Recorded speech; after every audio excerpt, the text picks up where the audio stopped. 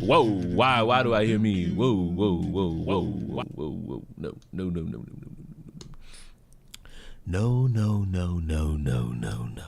I never want to hear me. I don't know why we don't have an understanding here, Kick. Why? All we need is a little understanding and we will be okay. Race relations, see? Vio, you see yourself on the screen? You're on my chest, all Diddy. Hey, you see how I fixed it? I finally got something. I finally got it. And it works. And I feel so emboldened. I feel so intrigued for the moment. It makes me feel, it makes everything align perfectly with how one tends to be. I assumed it was never going to get fixed. That's the right assumption. That whatever you think, that is always the right assumption, that no issues will get fixed. That is always going to be the right assumption. I know nobody cares, but my birthday was yesterday. I'm 23 years old. You're dying! Happy birthday, Zamaria. I'm probably the only person you watch online that acknowledges your presence and correctly says your name. Happy birthday, Zamaria. You're old. You're decrepit. You're dying. And look, you even got somebody on Twitch saying happy birthday to you. Look at that. Look at that. Isn't that grand? Isn't that special? Don't you feel like you should just take the gun off the side of your head? Unless AJ, that was meant for me because my birthday was this month. My birthday was this month. I was feeling pretty good. I was feeling pretty good. I also got drunk, but that's a different story. I got watermelon. Don't bring that up. See, y'all ruining the fact that the greatest day in all of your lives actually occurred, like me being born. You're ruining it. You're ruining it with your racial aspirations. Enough. You're ruining the greatest day in all of your lives, my birth. I will never forget. Unfortunately, I will also never forget. That's one of those. That's literally one of those, how the kids call it, traumatic moments. That's traumatic for me. Like I was having such a grand day. I was literally having such a great birthday, and then you fucks come in.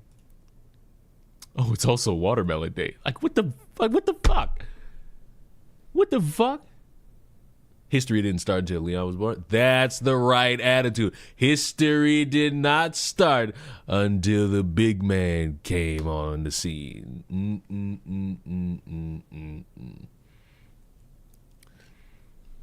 I didn't even know watermelon. There's a thing for everything. There's literally a thing for everything. And all you got to do is measure up all the things together and thing. If you thing it next to thinging it, you'll always thing it. You know what I'm talking about? But it's time to virtue signal. It must be done. I will do it. I will virtue signal right now. Because I was streaming yesterday and I was being harassed about this. So now I shall bring it up and I will virtue signal.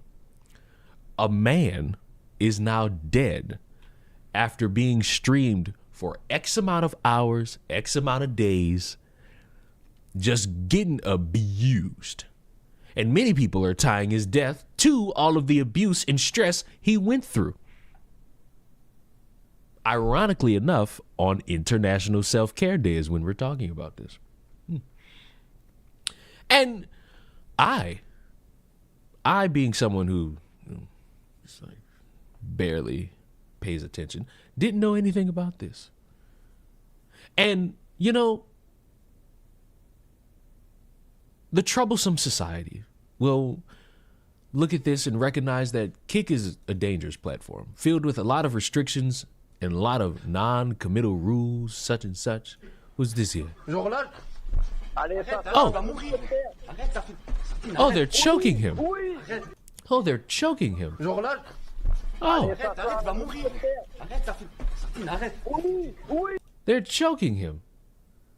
They're choking him. And I think the sick part is, I think these guys got on Instagram and posted like a tribute. Oh, my friend, it's so sad that you're gone. It's like, oh.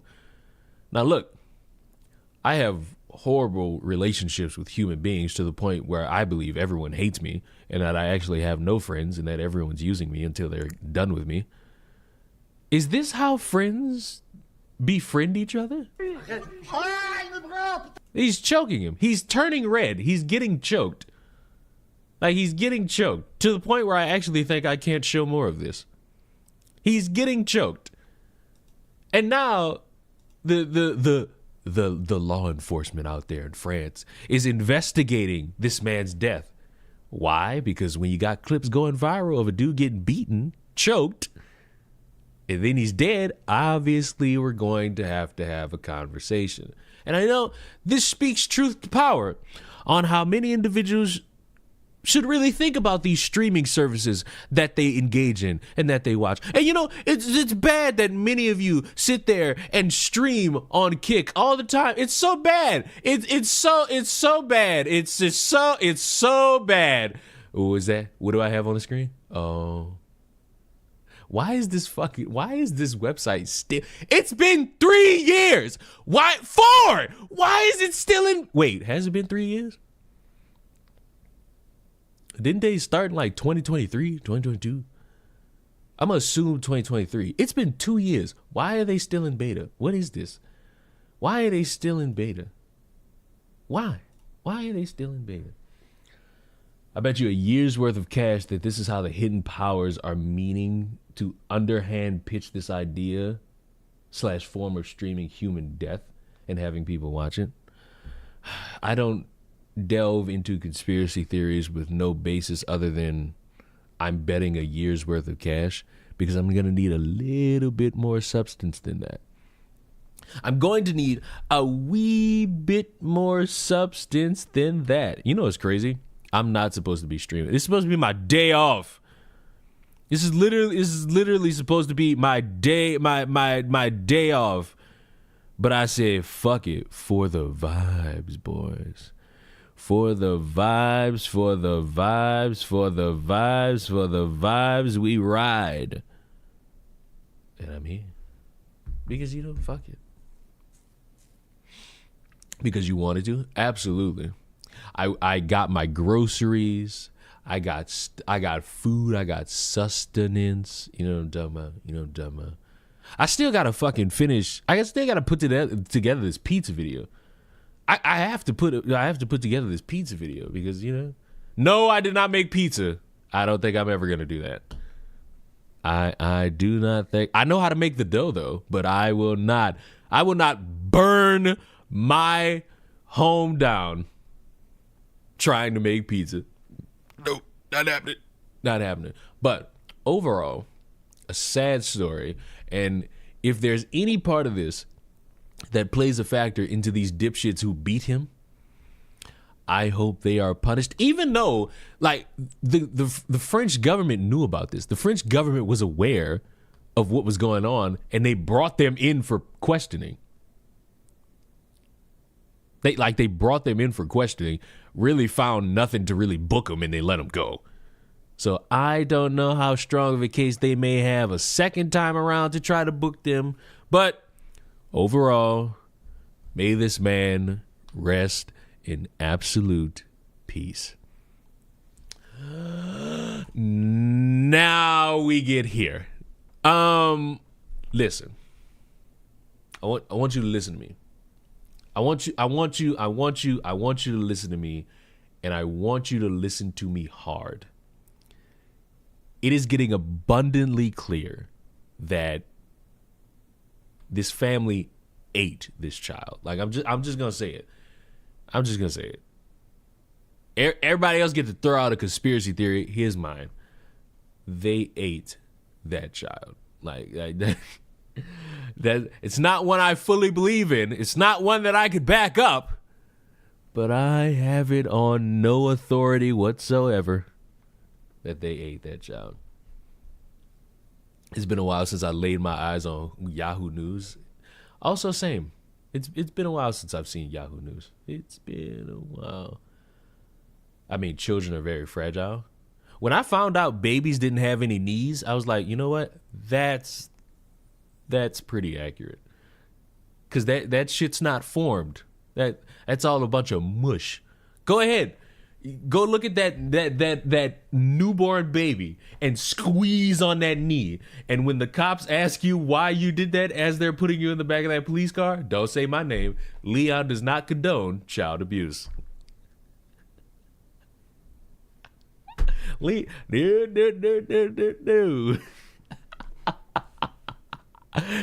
No child abuse here. No child abuse here. But I've never seen, like, listen, all the times where a story goes viral of like a missing person, child, woman, man, toddler, kid, a bunch of people believe it. This is like the first time I have ever seen something like gain attention and nobody's buying it. Like, nobody believes the story.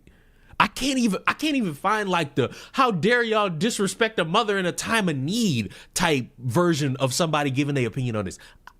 I can't find it. I feel as though in this moment I have truly inseminated my knowledgeable seed in all of y'all minds to get y'all to understand that when a story gains traction, listen to what they're saying. Recognize the words being said. Listen to the story. And think to yourself. Don't state an opinion. Just think. Does it smell like bullshit? And if it got a hint of that smell, just let your nose do a little bit of that. And maybe you find the full amount of bullshit. Or maybe your nose is just wrong that day. But just don't act on it. Just snoop around. Just sniff. Because literally, as the days go on, the family looks worse. Because the mom stopped complying with the cops. They got a report that the family had another child, that CPS then took that child from them. They got neighbors on the phone saying, that story don't add up. Listen, there's a piece of me that's like, I hope this child actually got took. I hope this child actually got stolen. That way this family can feel vindicated. But then there's that other part. There's that other part of me. There's literally that other part of me that's always been there. It's like, I'm just waiting. I'm literally waiting for the shoe. I'm literally. I've been hooked. I'm waiting for the shoe to drop. I'm waiting for it. Imagine he's between their bed mattress. Bruh, there's like so many bad scenarios that I didn't thought of with this kid. I truly hope the kid is just somewhere safe. Like, I'm so sorry, but I just hope the kid is somewhere safe. That might be the unpopular opinion. That might truly be the unpopular opinion. But I hope that kid is sitting somewhere safe. Like I hope that kid not dead. I hope that kid not hurt.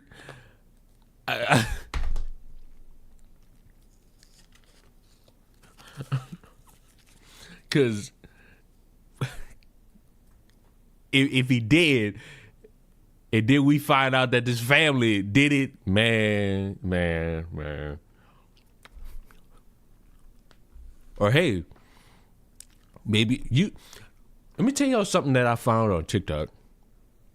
Apparently, it's a bunch of meteorologists who just so happen to be white versus a black woman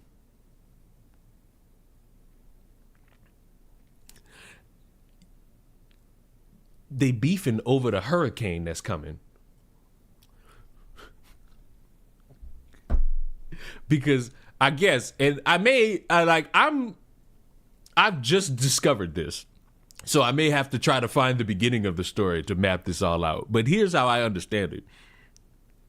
The black woman has gone viral just talking about the hurricane, like reporting on its trajectory, how fast it's going, how slow it's going, cat 1, cat 5, cat 3. And the meteorologists are like, you don't know what the fuck you're talking about. Move to the side. We got this. And she's like, what the fuck? What I did you? Now, there may be a racial slur somewhere. Maybe. I don't know. Maybe I'm just making that up. But of all the shit to beef about, people could die. And you three motherfuckers, because it's three of them, you three motherfuckers are just like, I need more TikTok likes to you. It's like, can we calm it down? People are evacuating. Like, people are being told to evacuate out of North Carolina. Now, I'm going to tell y'all this. If this hurricane ends up being bad, y'all president better come through, because I'm going to be on his ass. If the fucking relief is not good enough, I'm on everybody's ass, because y'all was all on my ass last year when I brought up that 750 was not all that they were getting. And it was Republicans that signed off on that. So I hope people stay safe. I hope people stay secure. If you don't have the funds to evacuate, I hope you batten down the hatches and stay as safe as you possibly can. My issue will not be with anybody who has to deal with a hurricane. It's going to be with the motherfuckers in the suits. Because the motherfuckers in the suits are the ones that are currently fucking us over. But y'all want to laugh? You want to laugh? I think you want to laugh. It's been about 17 minutes. We've talked about death. We've talked about a missing child.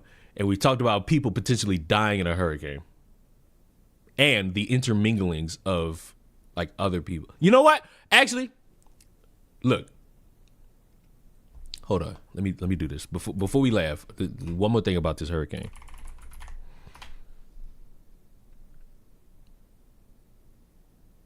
Just one more thing about this hurricane. Just one more thing. Just one more thing. Just one more thing. I'm gonna say that. I'm gonna say this, and then we can get to the funny. And yes, this will be preemptive because maybe I won't need it. Maybe I won't need it. Maybe I won't need it. Currently, matter of fact, let me do it like this. It's Thursday, August 21st of 2025, and I am currently seeing countless updates around this hurricane that may be good, may be bad, may be catastrophic, may be a drizzle. I'm telling y'all this right now with as straight-laced of a face as I possibly can. If we go through this hurricane and I end up seeing people with homes destroyed, family members missing, family members dead, livelihoods changed for the worse for who knows how long, and I gotta see some snot-nosed, ugly, decrepit-looking, low IQ fool get on social media and say, that's what y'all get for doing this. That's what y'all get for doing that. That's what y'all deserve for this. That's what happens when you do that. I am going to lose my mind to the point where you think I deserve to be in a mental hospital, because I know we've gone through this train before. I know I shouldn't be expecting decency from humanity, but I'm a hopeful soul. With my age getting up there, I'm being a little bit more hopeful in my withering old age. So please, we're just doing this preemptively. Can we not do that bullshit? And can we at least, for once, recognize that people don't need snooty attitude from motherfuckers who live where a hurricane's not gonna hit, and they need compassion or a little bit of help financially? Can we do that instead of the other thing? Because the other thing will just make me crash out.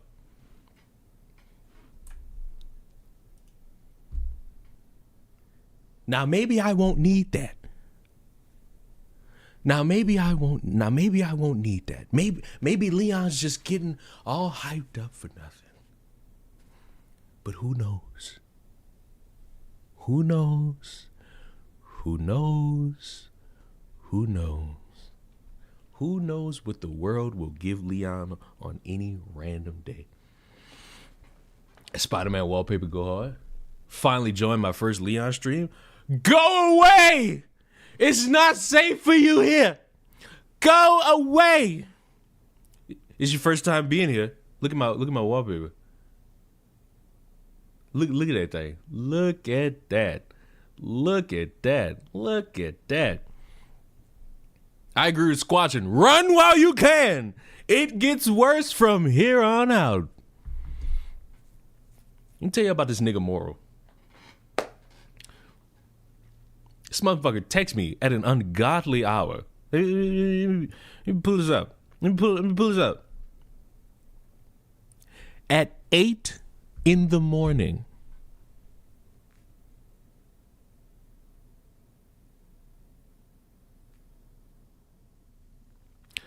Do you play Elden Ring? Yes. This motherfucker just started asking me about Elden Ring. Elden Ring? Elden Ring.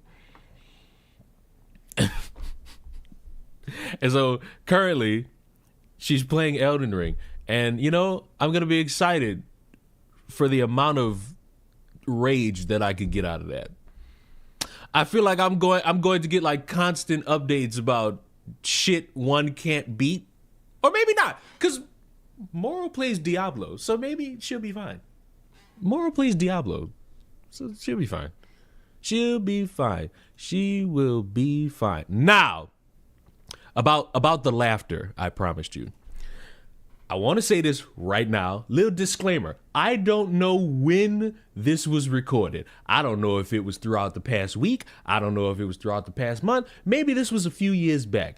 I just love the fact that it's coming out now and it's in front of our faces now, because if it's something recent, it speaks truth to power as to how much Dr. Umar, whether if he is able to find the funds for that school or not, really is desperate for somebody to give him more money than he actually deserves. Because ladies, I love you. I actually enjoy seeing all you beautiful women exist out in the world. You do your thing. You look all nice, smooth. I know what a clit is. All these things about women that are amazing. Some of y'all, because there's a few of y'all that deserve to be in jail. And I understand that the dating climate is often not favorable to you, especially with that T-app fiasco that went on a couple weeks ago. And you're looking for a nice night out. You're looking for somebody to romanticize you. You're looking to be wined and dined. Maybe you can find that. And maybe you could find some love. It'll just cost you $500 and you're going to pay Dr. Umar. Program coming out for the ladies is called Lunch with the Doctor. It's called Lunch with the Doctor. You make a $500 donation to FDMG Academy, ladies. $500 donation to FDMG Academy, and you get a free lunch with Dr. Umar, restaurant of your choice. Ladies, if you're down on your luck, if your man does not really provide for you, if your father is not in your life and you just need a moment in time to just feel appreciated, all you need is to cough up 500 big ones. That's a car payment. That's half of somebody's rent of a 1-bedroom. In some areas, that's a studio apartment. In some areas, that's a PS5. Well, not anymore because they raised the price. You could throw all that away for a free dinner with Dr. Umar. All it's going to cost you is $500. A free $500 dinner at a restaurant of your choice. It is free. That you just paid for.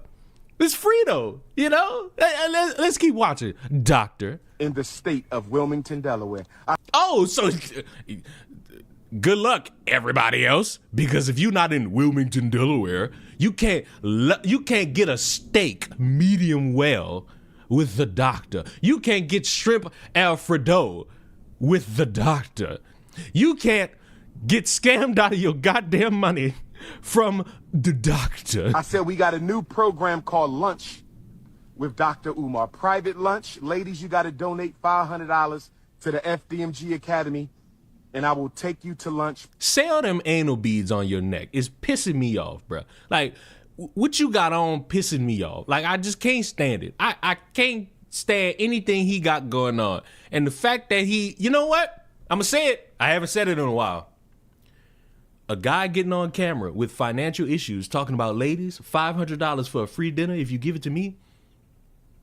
This is why women choose the bear. Like, it's just formality at this point. Private lunch, any restaurant you want in the state of Delaware. It's called Lunch with the Doctor, and it costs you $500. You don't pay for the lunch, I pay for the lunch. With your money. Any restaurant in the state of Delaware. Oh, yes. Brothers, don't hate. We got to stop hating. Brothers, we got to stop hating. Don't hate my ninja, because if I ask your wife if she want that luncheon,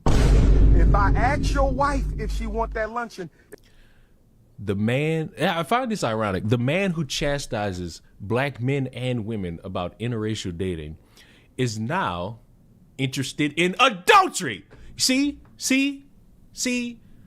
this is why, you know what? I'm going to keep my thoughts to myself. If I ask your baby mom, do she want that luncheon with the doctor, we know what she going to say, ninja. Don't test my intellectual gangster. If I roll up on your girlfriend, your live-in prisoner, you call a girlfriend. A live-in prisoner. Mind you, this is the guy who will sit there and chastise you if you just so happen to be black and you date outside your race. And now he's coming in to fuck up happy homes? You ought to be ashamed of yourself. Roll up on your live-in prisoner, your romantic prisoner you call a girlfriend, who ain't there because she want to be, she there because she got to be. If I roll up on your romantic prisoner, my brother, if I roll up on your romantic prisoner, you call... Doesn't Umar have a baby mama? Listen, I have no idea what that gimmick was all about. The last I heard about anything surrounding that is that he has a daughter, which word on the street, he don't give a fuck about. So, to the black people who stand proud about Dr. Umar, a man who constantly tells you to where you need to be sticking your dick or who you should be letting into that puss, he's sitting here wanting to commit acts of adultery. Apparently he's a deadbeat, and apparently he's not a good father. And most importantly, because for some reason this is more important than the rest of that, he has not put forth any effort towards that school, and he's constantly cosplaying as a pastor outside for some reason. I don't think he has a home. Call a girlfriend who living with you because she got to, not because she want to. Do she want that lunch date with the doctor? Do your wifey want that lunch date with the doctor? I think we all know the answer to that. Me and you are not the same. I keep telling you that. You're right. I've paid my bills for the month. You, unfortunately, have not paid your bills for the month. Me and you, we not the same. You not 6'3", dark chestnut Cocoa Brown with the North Philly beard. You ain't Leo King. Ninja. You ain't Pan-Africanist #1. I'm also not a panhandler. Nobody flying you to every continent to hear what you got to say. Only me. Don't make me take my t-shirt off and turn into King Kong right now. That's a racial slur for some people. And you know what? If you're comfortable with that, have fun. Don't make me beat my chest. Don't make me beat my chest. I would rather pay somebody to watch them beat their meat instead of giving you any money. Now, listen, again, I'm going to say it again. I don't know when this was. I don't know if this is recent. I don't know if this was a year ago. I don't know if this was 3 years ago. The fact that this dude for all this time has gone different routes to try to get money out of people disturbs me, because it has been years of this dude promising something and giving everyone nothing. He has promised you something and left you with nothing but his beard hair and anal beads on his chest and into your hands, and the prophecy of him turning into a monkey and beating on his chest conveniently to go kidnap a white woman. He's giving you all of these memeable moments that you could laugh at, but instead of laughing, I want you to question something. Where is the effort that he proclaims that he is going to put in? Where is the final result? Where is any progress? Because I'm seeing a lot to destroy the progress. I'm seeing efforts to hold him back, which seemingly is his fault because he ain't paying all these bills on time.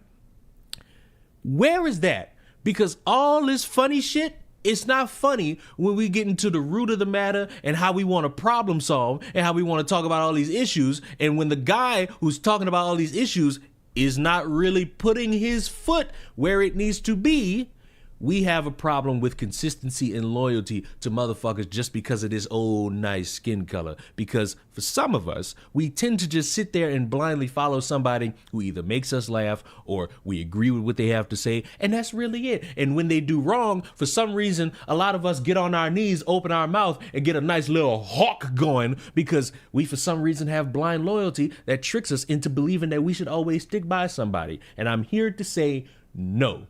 This man has conned a lot of people out of money, and he's given you nothing. All these bank statements coming out, all these fines coming out where he owes this money. What was he doing with all that money at a certain point? Why is he not keeping up with his finances? It is an adult's responsibility to keep up with their shit.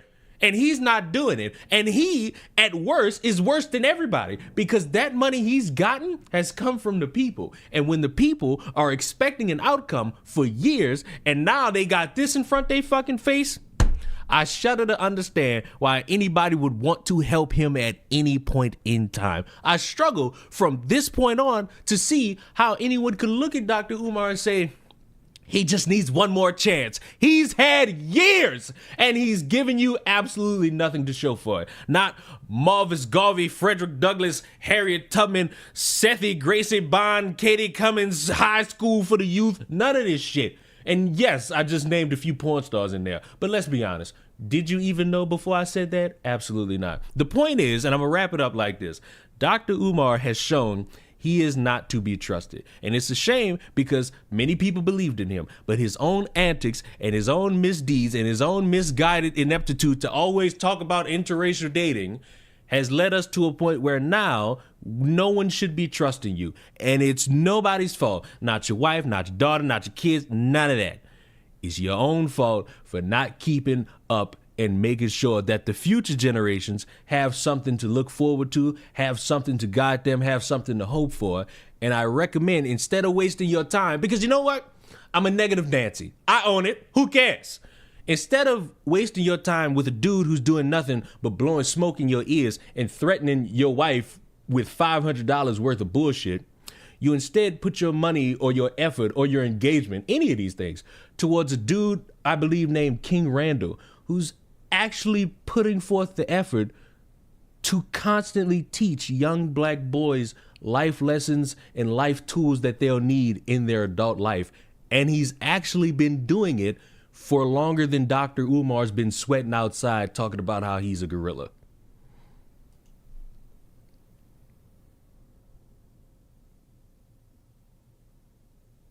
But he's a brother. He would never scam us.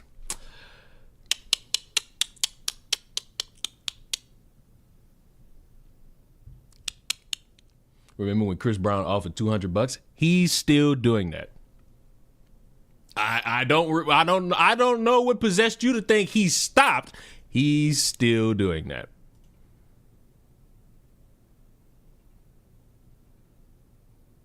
He's still doing that.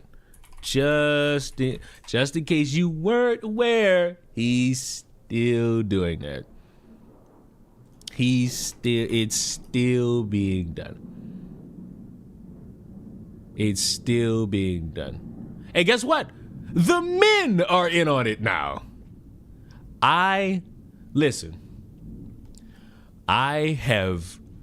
There's a picture on this phone of me and soon to be, if he's not already, because I don't know, Hall of Fame quarterback an enemy to me, New Orleans Saints quarterback Drew Brees. There's a picture of me, Drew Brees, and his son.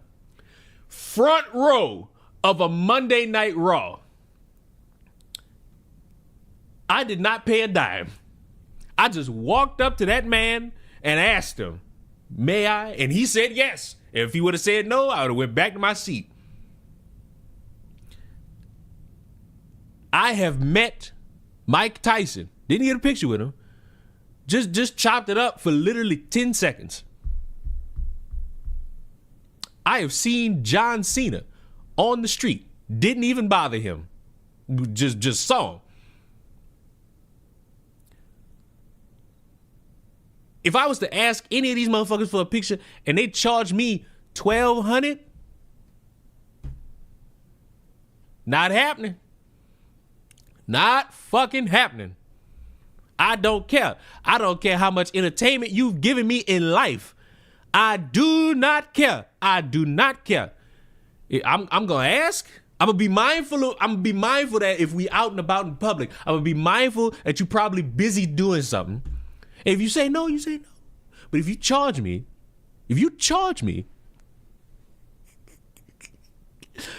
fuck no. Fuck no. Fuck no. This is the goofiest shit ever. I understand when women did it. Because when women did it, it was cool. When women did it, it's women. It's women. But this man, motherfucker, you see this right here? This is why women choose the bear. That's because you have a functioning brain, Leon.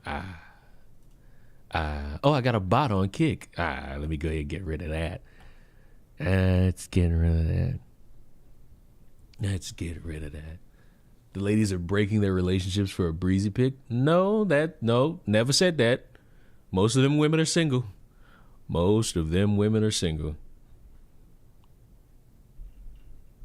Now, if you're in a relationship and you pay X amount of dollars to take a picture with Chris Brown, and this motherfucker, like, I can't even imitate. Y'all take a sexual picture? Yeah, bye-bye. As a man, you got that. I like how Chris Brown is posted up as if he's Photoshop on a photo. I'd be disturbed if this is not even like, this shit do look Photoshop. This shit do look Photoshop. This shit do look Photoshopped. Oh fuck no. Ooh no. If this nigga, ooh, that's even worse. Imagine going viral for Photoshopping. I'd be sick. I would be sick. A cutout? That's even worse. That's even worse. Man.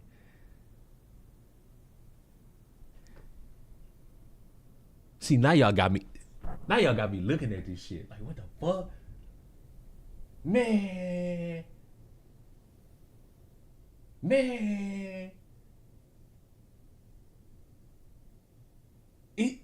Fuck. I can't tell. It's even worse. Oh, if that's a cutout, and then you dress like that, nigga, man, you know what? If I say what I want to say, they gonna call me anti-black. I ain't got it in me today.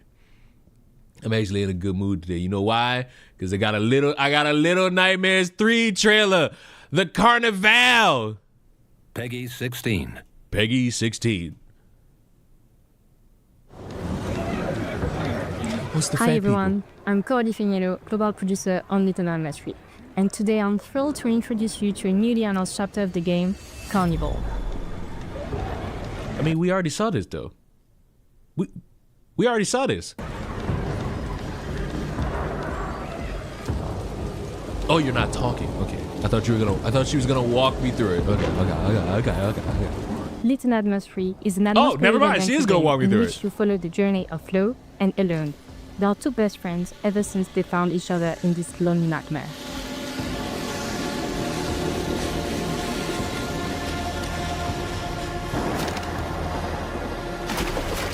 No, he's dead.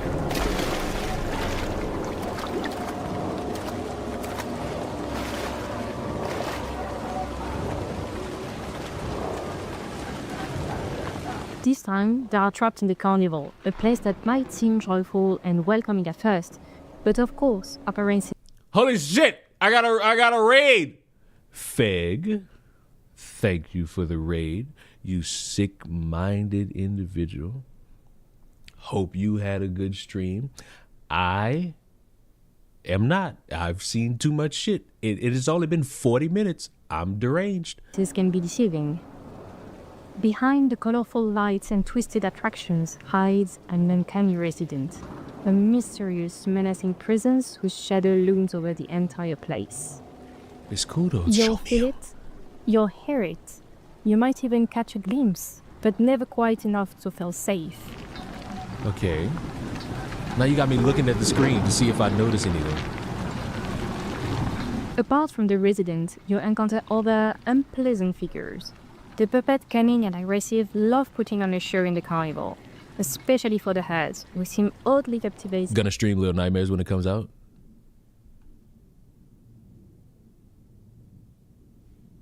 Oh, there's the notification. Thank you again, Feg. Yes, I am! The fuck are you talking about?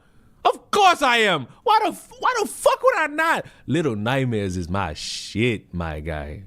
Like, Little Nightmares is my shit. Little Nightmares will always be my shit. It'll always. By them and by Candy.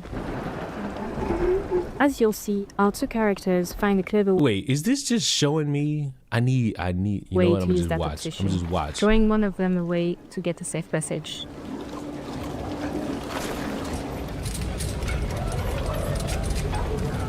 Little Nightmares got me into horror games. I'm not gonna lie, it comes out October 10th. I'm not gonna lie, when is October 10th? October 10th is on a Friday. So, here's what I'm gonna do. Here's what I'm gonna do. In that moment, I am going to, by choice, on October 9th, I'm going to play Little Nightmares 1 and 2 again. I'm going to play Little Nightmares 1 and 2 again. And then I'm going to line it up correctly. That way, I could play those games, beat those games, and then jump right in to Little Nightmares 3. If it drops at midnight, I'm going to be there for a while. I'm going to be there for a while. But you know what? It's worth it. It's worth it. You know why? Because it's Little Nightmares, baby. It's little motherfucking nightmares. Why would you deny the beauty of it? Little Nightmares 3 is full of eerie challenges. Sometimes you'll have to run for your life.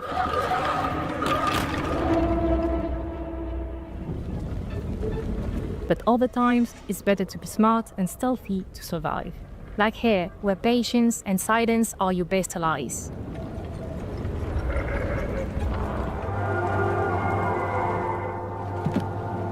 As in the previous titles, you'll face clever puzzles that block your path.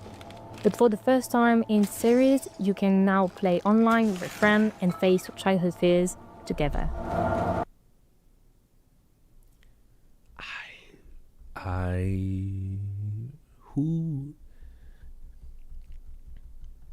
Will there be time for me to snag Peachy in on this? I have to think about Peachy's limitations. What? I have to think about Peachy's limitations, yeah. Because if there were anybody I was gonna play this with, it would be Peachy.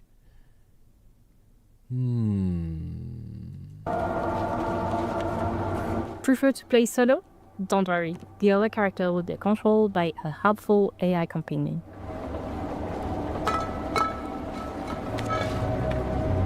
Gothard, that's also an option. I don't think Gothard has ever played this. Or maybe she has, I don't know. Looks like the puzzle has been solved. But don't worry, no spoilers here.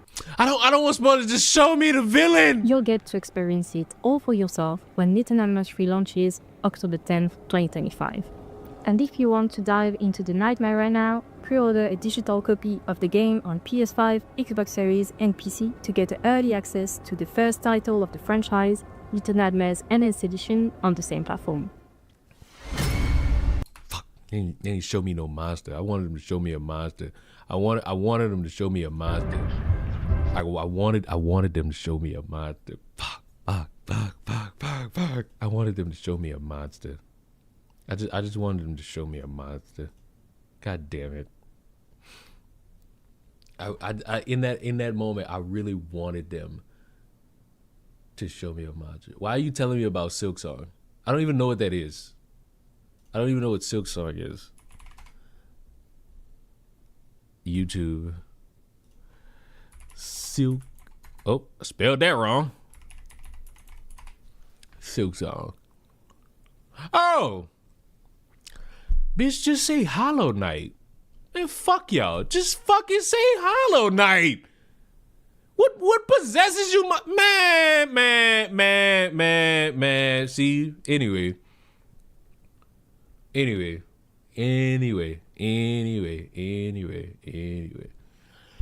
I want to know why MrBeast is not being called out. And there's this YouTuber named Donna who made this hour-long video about why no one will call out MrBeast. You know, the exact same MrBeast who for the past like 2 years has done charity work that people have complained about, has helped visually impaired people and people complained about that, got money for wells to make and people complained about that. I think even like a few months ago, people made up their theory with no evidence that he never even did that and the wells don't work. To now he's doing like a water campaign donation that's made millions of dollars and people are complaining about that. They're looking at this guy and they're just like, fuck. He's evil for helping. He's evil for doing all of this shit. And it's like, y'all ain't got nothing else? Nothing? So, once again, why? Well, I'll dive deep into never mind. It sounds crazy as fuck. I will watch this video with objective clarity. In rationalizing that, you know what? Maybe there's a point to be made here that I'm not paying attention to, that you're not paying attention to, and maybe what could matter are the friends we make along the way. I'm already bored. You know what that means. I need a game. Now, what game could I play in this moment that could encapsulate the desires one could hold? Let me check here. Dead by Daylight? No, not that one. No. Fortnite? No. Little Nightmares? Ooh, that's a pretty good option. No.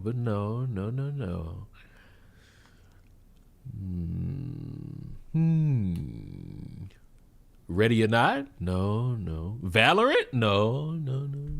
Oh, I know.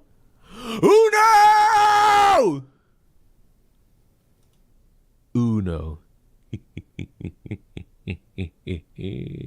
Uno. Uno. We knew it was gonna come down to it being Uno. We knew. We all knew it was gonna come down to being Uno. Now, madam, hit me. MrBeast is kind of hard to criticize. Yeah, they're great. My teeth fall out. Oh, my boy is feasible, bro. Get out of here. You of all people. Don't say some dumb shit like that. Those cookies are trash. And I'm one of those channels that's supposed to do that. A commentary channel. Sorry, no, I do video essays. Excuse me, documentaries. No. I mean drama videos. I'm sure you get the genre of videos I make. You may think this is great for MrBeast. He gets to escape accountability. But actually, it makes things worse. Like, way worse, and reveals the problem with softball commentary channels. This unraveling is very apparent in the scandal. So, like, what's the definition of a softball commentary channel? Because I feel like several people bitched this dude out. Even when it wasn't even him, it was his friend. They still bitched him out. They still got him to like speak out against some shit. Handle that hit the largest YouTuber on the platform, MrBeast.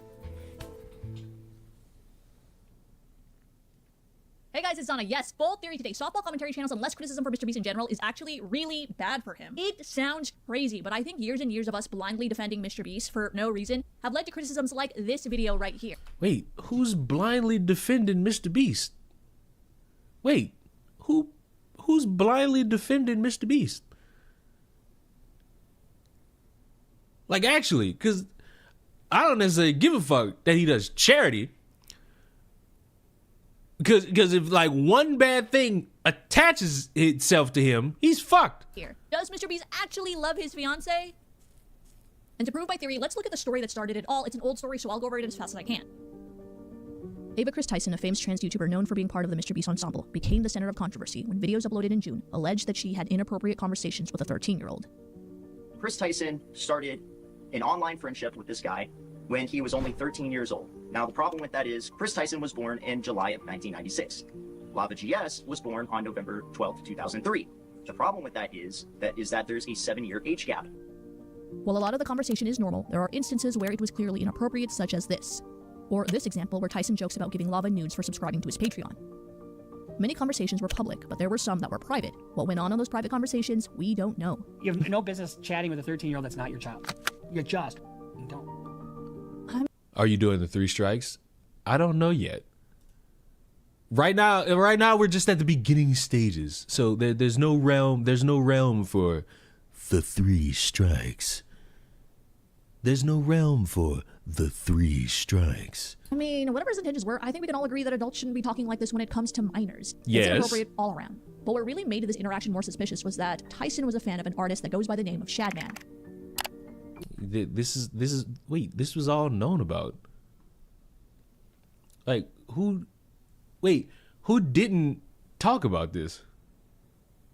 Who didn't speak about this? Shadman is a Swiss artist who was kicked out of his university for his artwork that law enforcement called highly illegal. He is also known for something called, which is a form of Japanese animation that is sexually explicit and uses underage cartoon characters. To my surprise, the controversial artist was actually very prominent with many internet people, with other creators interacting with him, including Ava. Well, you could argue that some of these YouTubers didn't know the full extent of Shadman's art. I wish I could say the same for Tyson. His admiration for the artist goes beyond public interaction. He's on record actually purchasing a piece from him, displaying it in his home. Given this context and further damning tweets like this, it is reasonable to be concerned about not only Tyson's inappropriate messages to Lava, but the fact that they're one of the main characters of a massive channel dedicated to kids. Yes, and they got rid of him. They got rid of him. They booted him. Am I wrong here? Did I miss the plot? They got rid of him, didn't he? While there isn't any recent evidence to support Ava still partakes in this behavior, it's really difficult to argue that allegedly being into was just a phase. And right there, you have your standard story a drama channel will make a video about. Pretty cut and dry. And we did make videos about it, but you weren't too happy about a lot of the videos we made. Viewers started accusing the biggest names in commentary of going too soft on Jimmy. Some going as far as accusing them of being paid off. Because it wasn't him. Like, if it was him and they were trying to play it off like, that's just Jimmy, that's just MrBeast, then yeah, what the fuck? But they grilled him. They actively wanted him to get rid of Chris Tyson. What? Am I misremembering this shit? L in chat. MrBeast paid you off? Yeah, no, he did. Umar was absolutely flamed for his opinion. In my most recent video, I got a little bit pushback. Then there's H3H3, whose viewers seem to accuse them of going easy on Ava because she's trans, while also being lenient with Jimmy. I love how I set that embed up so it shows you looking sexy. Lava said to Chris. And he said, thanks, Lava, love ya. I mean... Even Ethan Klein's arch nemesis, Keemstar, is facing similar allegations. What are you Keemstar was the one who got shit because it was his... He didn't even get shit. He was like one of the loudest motherfuckers against this whole thing. Wasn't his daughter drawn by this motherfucker? What are we... Hey, Ahsoka, you're parasocial. You know this shit. Clue me in. Wasn't he one of the loudest motherfuckers against all this shit? I'm not paid off by MrBeast. I'm not. Stop saying it, okay? wait, okay, maybe we're going about this the wrong way. Today there's been an ongoing trend of viewers accusing commentary channels of covering up anytime MrBeast makes a mistake. Is this a case of audience hungry for blood, or is this a case of an entire drama community being wrong? Today I attempt to answer the question in this video using Ava Tyson's scandal as a case study. I break down how watered down reporting not only fails to hold creators accountable, but also fuels misinformation, conspiracy theories, and distrust. I also examine how the YouTube ecosystem itself incentivizes creators to protect MrBeast, often at the expense of honest criticism. Ironically, this softer coverage doesn't shield MrBeast. It makes the backlash worse. The fuck? Other channels that reported on drama like Moist Critical and Ludwig have even been accused of not reporting on the situation fast enough. I've been being attacked on Twitter, just fucking dogpiled about my ignoring the situation and refusing to speak on it, being too much of a coward to talk about all this. Now, you're actually not only biased, you are protecting MrBeast by not talking about it. The refusal to cover it is actually a protection. It makes you part of the problem. While some of these channels improve their future reporting, it's very apparent that the viewers think commentary is going way too easy on MrBeast. I know it might come across as I'm taking MrBeast's side a lot in this, when I'm not. I'm just saying what I'm seeing. Guys, I know it looks bad. Just because all the bigger commentary channels thought pretty positively about MrBeast while the audience didn't, doesn't mean there's a cover-up going on. Anyway, since there was this discrepancy in what you thought about MrBeast versus what drama channels thought about MrBeast, lesser-known commentary channels started calling us out. Like one creator... Wait. What? You can't use something as a case study about another person and try to tie it into, well, everyone was soft on MrBeast. It wasn't about him. Wait a minute. Wait a minute. It wasn't about him. It wasn't. What the fuck? I'm so thrown off. You know what? Strike one. Creator that goes by the name of JoJo made this whole video about Ludwig called the controlled opposition of MrBeast. If I've associated my name with a brand who, let's be honest, at this point has been accused of virtually every reprehensible act, to me it's just obvious that I would tell my audience the truth and separate myself from that sort of environment. Ludwig runs the channel Mogul Mail. The channel is your standard commentary channel. He talks about Colleen Ballinger, MatPat, Andrew Tate, all standard topics for your average drama channel. You would expect a channel like this to give the same energy, if not more, to explaining the MrBeast controversy. You guys are gonna piss me off. I can't do this if you guys are this miserable within 30 minutes. If I can't even go through 10 minutes of context without you guys throwing a little hissy fit, I'm not doing it. It is probably some of the most difficult stuff I've sat through and watched aside from XQC. Aside from the whole commentary channel fence-sitting meme that Moist Critical and Ludwig oftentimes get criticized of doing, Ludwig actually just does that in these two live streams, and if he doesn't, he makes some of the strangest, most bizarre, borderline sociopathic takes. You actually don't have to take JoJo's word for it. All you have to do is look at the re-uploaded version of the stream and all the comments are so negative. Yikes. You know what? You caught us. Too many of the comments were all negative across so many commentary channels that I can't deny it. We did go easy on MrBeast. But so what? The consequences can't be that bad, can they? I mean, they weren't, per se, because the guy was able to fucking continue making money, continue to do things in charity, continue to help other people.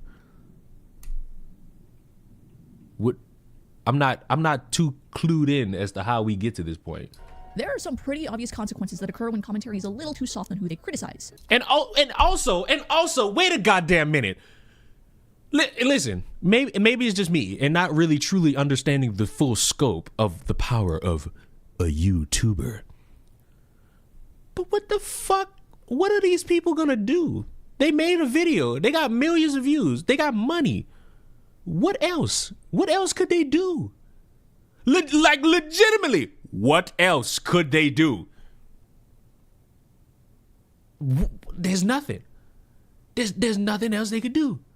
The first is, you're not going to get the truth or complete picture. This was pretty obvious in the tell-all interview done by Umar, the only place Jimmy made a response to the allegations. Yeah, I'm just saying it seemed, and a lot of people also Was it good intentions when he photoshopped a fake live stream and falsely accused me of not saying something I did say and falsely accused something? Was it good intentions when he put a king-size Feastables bar beside a regular-size Hershey's bar and didn't disclose that and lied about us having more sugar than them? Was it? I mean, I can sit here and do this for the next 30 minutes. I think that's just a misconception that everyone has. It's like there's... It's just Umperville sitting there asking questions and then accepting pretty much every answer he's given without asking a follow-up. And I think that this thing that he's filmed was shot after the interview when MrBeast left, and he just kind of sat there going, I kind of just blew that, didn't I? I just let him do a PR stunt. First of all, let's get this out of the way. Umpa did well for the time he was given. He covered a wide variety of topics most people would have never brought up if they were in his position. However, where the interview fell short was when Oompa should have presented follow-up questions when Jimmy would answer. But you know what? I might be batshit insane when I say this, so hopefully y'all walk with me. Is Oompaville a journalist?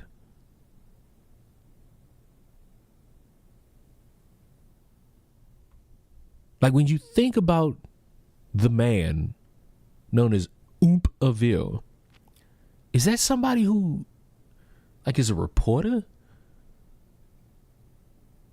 Like, is that somebody? No, he isn't?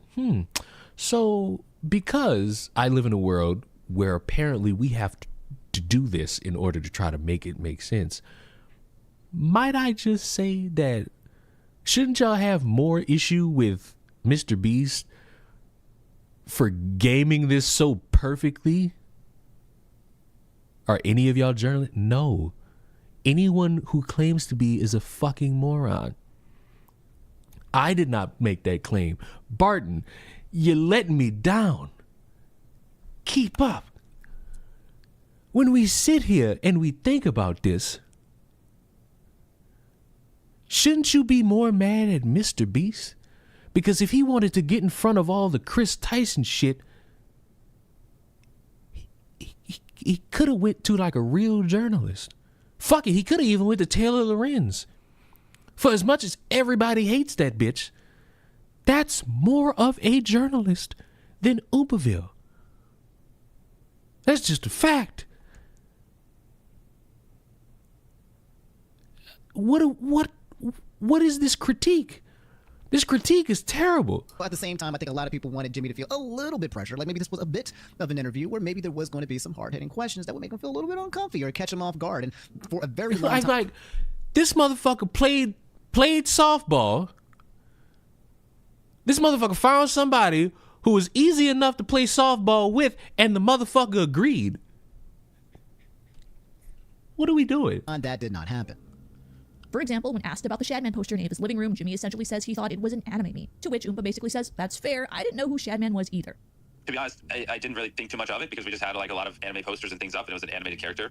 Yeah, that's fair, because I also, after all this stuff, I didn't know who Shadman was. I've heard of him a little bit on Twitter, but I didn't know. Total ignorance there. So, okay, and that's just one that's important. You know, people, because that's up. That guy is disgusting, and, you know, people do care. It's like, you've got art, and you were saying you didn't know. That's, If Kyle invited me over to hang out, and he had that picture on Fuck! Why every time I get cards, y'all cheat me? His wall, we're gonna talk about it. And I really thought he was going to go off and use that point to launch into a discussion into some of the screenshots in the chat, but he didn't. And to be fair, he explains why the interview was done this way.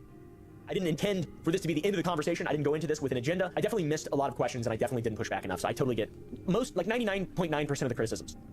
But it still doesn't change the fact that viewers felt some of the questions were a little too soft. And as a result, we are left with something that doesn't paint the full picture. An obvious consequence of doing a softball interview. If it were just one commentary channel that did this, fine. But because the viewers felt a lot of the big ones were going way too soft, I don't blame people for thinking there was a cover-up going on. Now you would think this is awesome for MrBeast. No criticism, I can get away with murder. Obviously, this isn't what happened. This story got huge because going too soft... Wait a minute. Let me hear your reasoning for why this got huge. Murder. Obviously, this isn't what happened. This story got huge because going too soft on MrBeast actually does not do him any favors. Incorrect! This got huge because this is one of the biggest fucking online personalities, if not the biggest. And he is embroidered in a fucking scandal that involves a coworker being inappropriate with a minor, having child porn art. Of course, this was gonna gain traction. This ain't if the quartering do the same thing. This is really just gonna be online motherfuckers making fun of the quartering.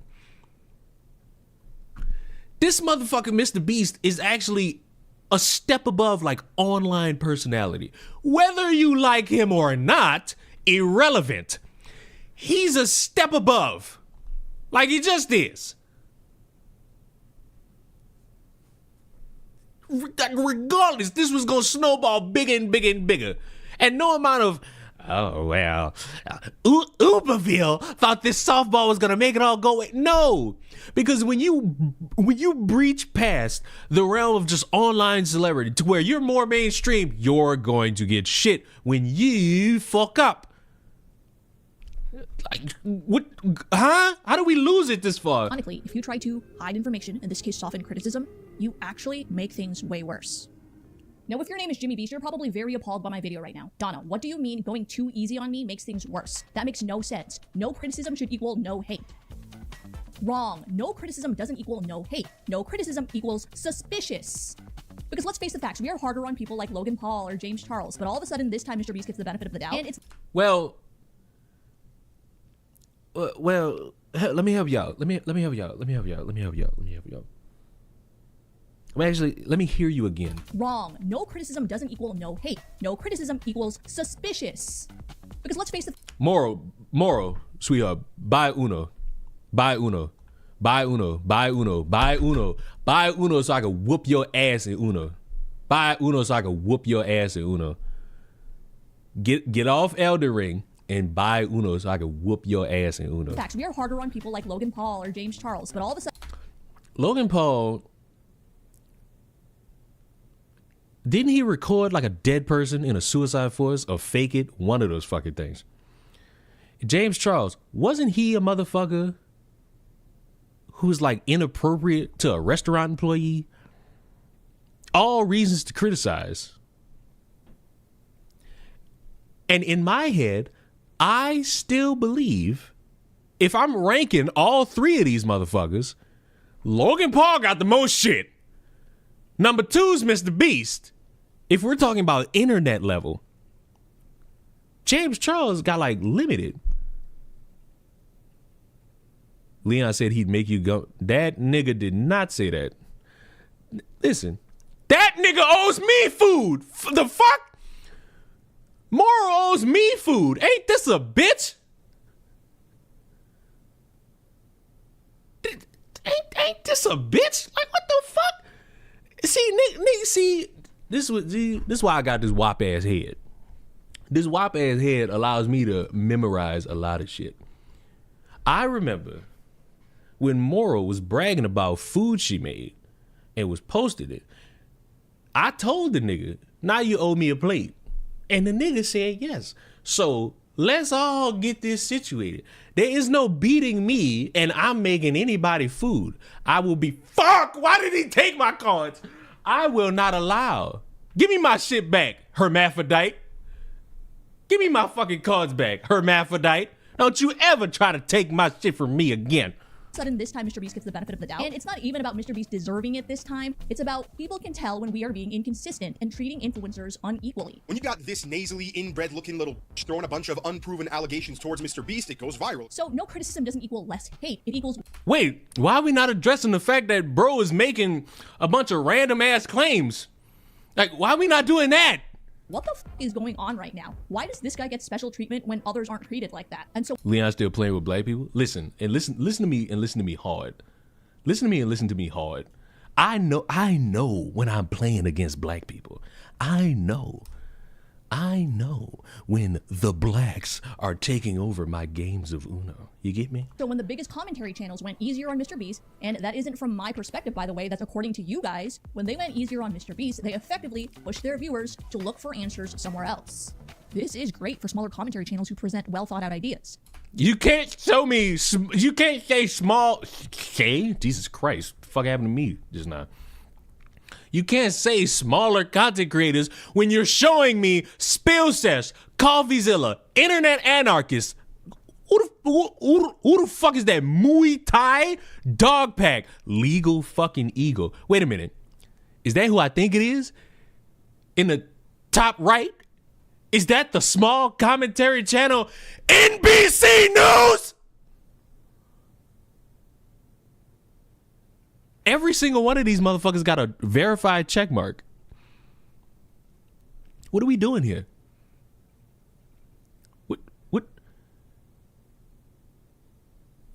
What the fuck are we doing here? Like, this is horse shit. This is peak horse shit. But good information wasn't the only thing that was amplified because of watered-down opinions. The viewers' thirst for answers propelled videos that were essentially defamation, such as this video with the following thumbnail. Most of the comments know that this creator was acting in bad faith, but in an era of headline readers, a video with that kind of thumbnail and that many views is never a good thing. I'm going to bleed. Why is he taking my cards? Then you have creators such as MrBeast who absolutely milk the entire situation. It's not bad that he has 100 videos about MrBeast or that his thumbnails are terrible. It actually is bad. It's actually horrendous. It's horrendous. The issue is how he reports allegations that are lies. For example, MrBeast inserts a segment that accuses Feastables of using slave labor. YouTuber Honesty made yet another allegation against MrBeast, saying he's potentially using child labor or slave labor for his chocolate, which is incredibly concerning. If there were enough evidence to prove the chocolate is sourced unethically, every commentary channel should be talking about it. However, this accusation is solely based on the labels slave labor free and child labor free disappearing from their website. That main page item that said we're slave free, that was removed. In addition, in the frequently asked questions section, that stuff about being child labor free and slave labor free, that stuff also disappeared. What? That's the evidence that makes you think MrBeast is purposely using child labor? It's concerning, but it's not enough to accuse someone of purposely using slave labor for their chocolates. Yes, it is. Do you not see these videos that come out? It absolutely is enough. It's not justified, and I don't condone it, but I'm not going to sit here and act as if it's not enough. It most certainly is enough, because when you hate somebody that much, you're going to run that gamble. Additionally, an old press release explains the missing labels. Feastables partnered with Tony Chocolonely, which uses the term exploitation-free instead of slave-free because they believe it encompasses more of the work they do. Essentially, it's a change in terminology based on the new supplier. Raggedy son of a bitch! Give me that fucking Uno. You not leaving, bitch. Give me that Uno. AKA, Pegasus just propagated a straight-up lie, and he hides behind the fact that he didn't make these claims. Another creator by the name of Honestly did, and he's just reporting those allegations. Disclaimer, everything in this video is alleged. All parties talked about are innocent until proven guilty. Anything said or speculated is my opinion and not a fact. I'm simply reporting the news. But that creator's video got a measly 100,000 views, while Pegasus did over 1.3 million. That may be enough for Pegasus to avoid a lawsuit, but it still doesn't change the reality he's helping to cultivate something that just isn't true. And a number of his comments show how people blindly believe him. Another allegation blindly believed was one by Dogpat404.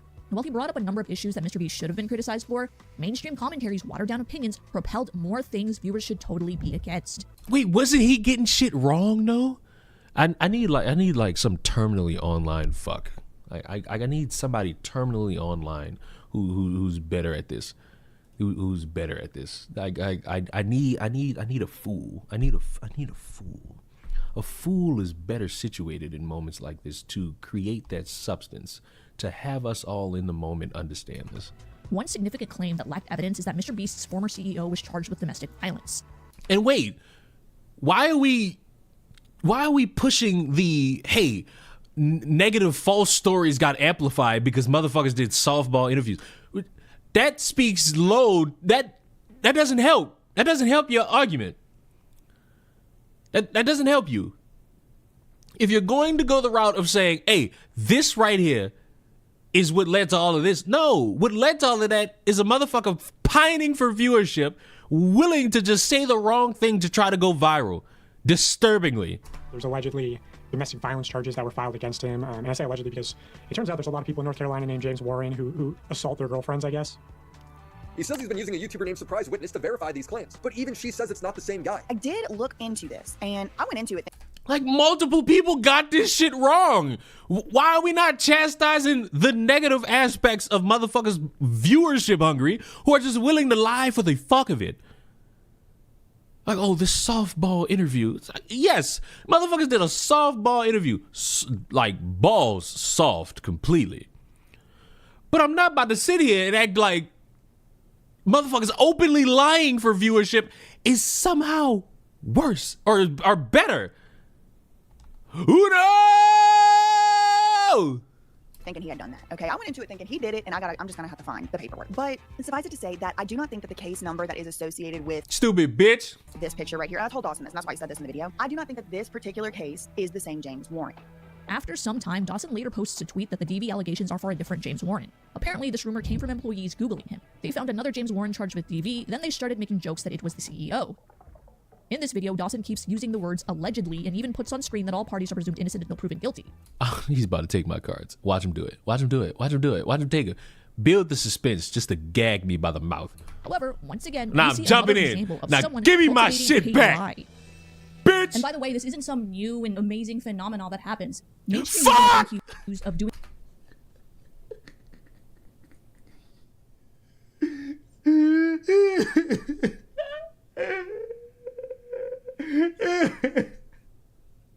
Fucking hate you people. The exact same thing. They're perceived as bias. And as a result, younger generations, millennials, Gen Z, maybe even Gen X, have been pushed to look for their news somewhere else. Twitter, TikTok, YouTube. I mean, not the best, but I guess it is what it is. Look, I put the majority of the blame on Dogpack and Pegasus, but I truly believe this misinformation wouldn't have circulated if mainstream commentary just criticized MrBeast regularly. Stop. No. I'm working with the idea that maybe I'm the one who's misremembering, but nobody was like, yeah, it's Bella, but it's MrBeast. No, nobody was like, oh, but just like, it's MrBeast. They were criticizing it. And I guess the worst you could say is they weren't bringing that usual banter that they would have for somebody like EDP or somebody like iDubbbz or some third person who's just as fucking moronic. I guess. But in the grand scheme, nothing they said was wrong enough to embolden a motherfucker to do that. You can't tie in motherfuckers being soft to now motherfuckers lying.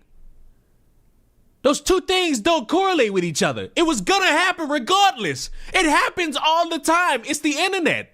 The internet is a catacomb. It's a honeypot for motherfuckers just lying. He's gonna take my cards. Why don't you all in this fucking lobby playing Uno with me just all gather around? I got my legs open. Bend me. What the fuck? Just bend me. Just take me by the face. And just have your way with me. Like, Viewers wouldn't have been pushed to look for information somewhere else. What are you talking about? This website is algorithm based. If somebody comes out with a bombastic claim and they got the right moment in time for the algorithm, and on top of that, they got the juiciest fucking thumbnail to make somebody interested enough, they're going to latch on to that. They're going to play into the hand of that. It's been a thing for years. I'm not pinning this on like no softball, motherfucker. I'm pinning this on the internet at large. This is a textbook example of the Streisand effect. When a network of arguably the most trusted or followed commentary channels presents information in a diluted fashion, audiences don't just lose interest. They don't become satisfied with an answer just because someone with a lot of followers says so. Their curiosity instead intensifies, and they will actively seek the truth elsewhere because this creator doesn't seem to be telling the full story. This explains why the videos initially breaking new aspects of this story were from creators you've likely never heard of before. Their videos filled this information void not presented in mainstream commentary. Now hold on a minute, is this actually our fault for going too easy on MrBeast? Maybe we aren't going too easy on MrBeast. Maybe it's your fault, the viewer. You guys. I'm not blaming the viewer. I'm blaming the cascade of motherfuckers who just want to go viral and get some views, spouting shit that they can't verify, openly lying, or just blatantly just saying shit just to fucking say it. I'm not blaming the viewer. The viewer is going to be enticed based on any form of new information that they would want to see, and if they see something that tickles that taint just enough, they're gonna watch it. That's not the viewer's fault. That's the motherfucker who made the video's fault. I criticized Moist Critical for not reporting on this fast enough, and he did, as you can see from the community notes. On this topic, a lot of the audience, I'm gonna say it, has been straight up retarded. But there's too many of them who think the same way. Also, the three individuals who are pushing this narrative the most are kind of unlikable, that I can't see it being a case of them using their charm or influence to change the narrative. This reminds me of mainstream media insisting the story is one way, but the audience saying no. I think I'm gonna have to go with the viewer on this. It's not that we're not making videos about this, we are. We're making videos about it, but we aren't going as hard as we would have if it were another influencer. And Moist Critical is similar in that he's talking about the Ava Tyson stuff, but he has constantly ignored all the terrible shit that's come out about MrBeast himself over the years for a variety of reasons. This is okay, but there is clearly a demand for someone to talk about his involvement, and this isn't some big ask from the audience either. They aren't comparable, but in more mainstream examples like the controversy with Epstein and Diddy, people also asked if their surrounding circle partook in this behavior as well.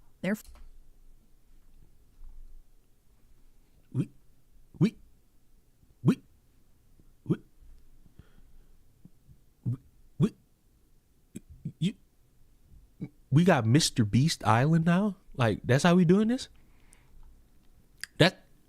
That's how we playing this. We playing MrBeast Island? Like, really? Like, really? Like, what a fucking comparison. For it isn't a big reach to ask if Jimmy knew this was happening, since him and Tyson have been friends for a very long time. We'll be famous from stupid stuff. My dad will be less proud of me. Charlie not focusing on Jimmy's role was fine, technically. But there is a clear demand from viewers to discuss how involved he was. But you're going to talk about every other trending situation, Dr. Disrespect, Sneeko, anything that goes viral, it goes on your main channel. Chris, the associate of the biggest YouTube channel in the world, you do a 4-minute clip on your second channel. He usually fulfills this demand, but this time he didn't. In fact, hardly anyone did. And there were a lot of these situations where it was fine technically, but the viewers could tell the drama channels were giving MrBeast and company more leeway than usual. Again, why does he get special treatment when others don't? Like when Ludwig made a response to JoJo's video. After the well-deserved criticism, Ludwig promptly made a response video addressing his embarrassing coverage of the MrBeast situation. And just like that, JoJo deleted his video critiquing Ludwig. The main criticism was how Ludwig wasn't actually addressing or talking about the situation, but since he has, and frankly, in depth, there's just no reason for me to leave the video up. Doesn't just defeat the point? Doesn't his... Oh my God, look at all the... Get me out of here. Get me out of this lobby. How the fuck you start me in with 20 cards? I would rather get kissed on the tip without my consent by a man with HIV. Fuck. I'm getting cream pied in this damn game right now. Act in itself isn't wrong. It's actually pretty refreshing to see two people address the problem behind the scenes and resolve their issues. Despite this, it still does not change the broader perception shared by viewers that MrBeast gets special treatment. Additionally, JoJo didn't say anything wrong, and Ludwig admits this in his response. So for him to delete that video seems kind of overboard. In JoJo's explanation for privating his video, most of the top comments praise his actions, but it takes no more than a couple scrolls to find comments that accuse him of joining the cover-up. Viewers pointed out that JoJo started off as a fan of Ludwig. I'm a huge fan of Ludwig. I've been a channel member of his for many years. When Ludwig privately messaged JoJo about his video, fans speculated that he may have felt pressure to delete it because his idol finally noticed him. My man joined controlled opposition in less than 24 hours. Bro folded really quickly. Dude got gaslit into deleting a video. LMFAO. So Ludwig scared you and you removed it. LMFAO. So hilarious how he folded like this. LMFAO. As you can see, a pattern started to emerge. Many creators were behaving in ways that were technically okay, but still different in how they usually release critical videos of influencers. Initially, I wasn't going to make a mogul mail about the MrBeast situation, and that was for two reasons. The first one is because I made a video on this channel about a week ago called I Don't Like This Channel, and in it I basically talk about how I don't like doing drama videos. Viewers could sense this difference and express their frustrations by calling this a cover-up. Ludwig does this a lot, where he tries to play the middle ground, and he did this with the Israel-Palestine thing. I do think that he does in some cases. I think with the Israel-Palestine thing... You not beating the gay allegation? Bro. Who cares at this point? You fucks will find something of me and you'll make it worse. It is an instance of him trying to have his cake and eat it too. It explains why the same conspiracy comments are littered across multiple drama channels, even though they aren't connected with each other. No one is covering anything up, but they are going easier on MrBeast than usual. So now we have to answer the question, why are we going easier on MrBeast than usual? I have a MrBeast bias. I personally think that MrBeast is one of the most exciting people watching our space right now. I think he's pushing our industry further. Everything that I've seen makes me feel like he is a good guy and he's not just doing it for showmanship. I actually don't think people are being less harsh on purpose. There is a cover-up going on, but it emerges organically through the incentives in a given system. That system being the YouTube ecosystem. Being around MrBeast was like a literal inspiration to me, an experience I've never had before. If Jimmy had popped his titty out and told me to suckle, I would have done it without hesitation. Colin and Smear, for example, don't talk about drama, but they're known to discuss huge events that occur in the digital space. The paid subscription controversy with Watcher, dangerous work conditions with David Dobrik, etc. They were pretty straightforward with why they didn't do a dedicated video about MrBeast. We're talking with Jimmy, we're friends with him. Yeah. He had yet to speak for a while, and he said that was one of his biggest regrets was that he did not sort of talk about it soon enough. And so it felt really strange to like be speaking with him and know more than like the public knew. Sure. And to then think, okay, we're gonna go make a video. They're friends with him in real life. Their explanation, they didn't know how to navigate being a friend while also discussing the controversy objectively. And actually right now, Asmongold's own audience are giving him shit because he won't criticize MrBeast even on the video made by Dogpack404, which shows all the manipulation MrBeast has done. He still won't call MrBeast a bad guy. But there are others who aren't friends with MrBeast who also had a tough time critiquing him as well. Those cookies are trash as I'll be honest with you. You know what? Don't lie. That may be your boy. He may be cool, maybe nice. These are whack as You're not eating those. Nobody goes, get me some of them Feastable cookies I've been liking so much. Listen. Get the fuck out of here. Those are terrible. And you know they are. And I know the bars are good. The bars are good. Hi, Leon. I love you. You're stretching your belief in that. I don't believe in love.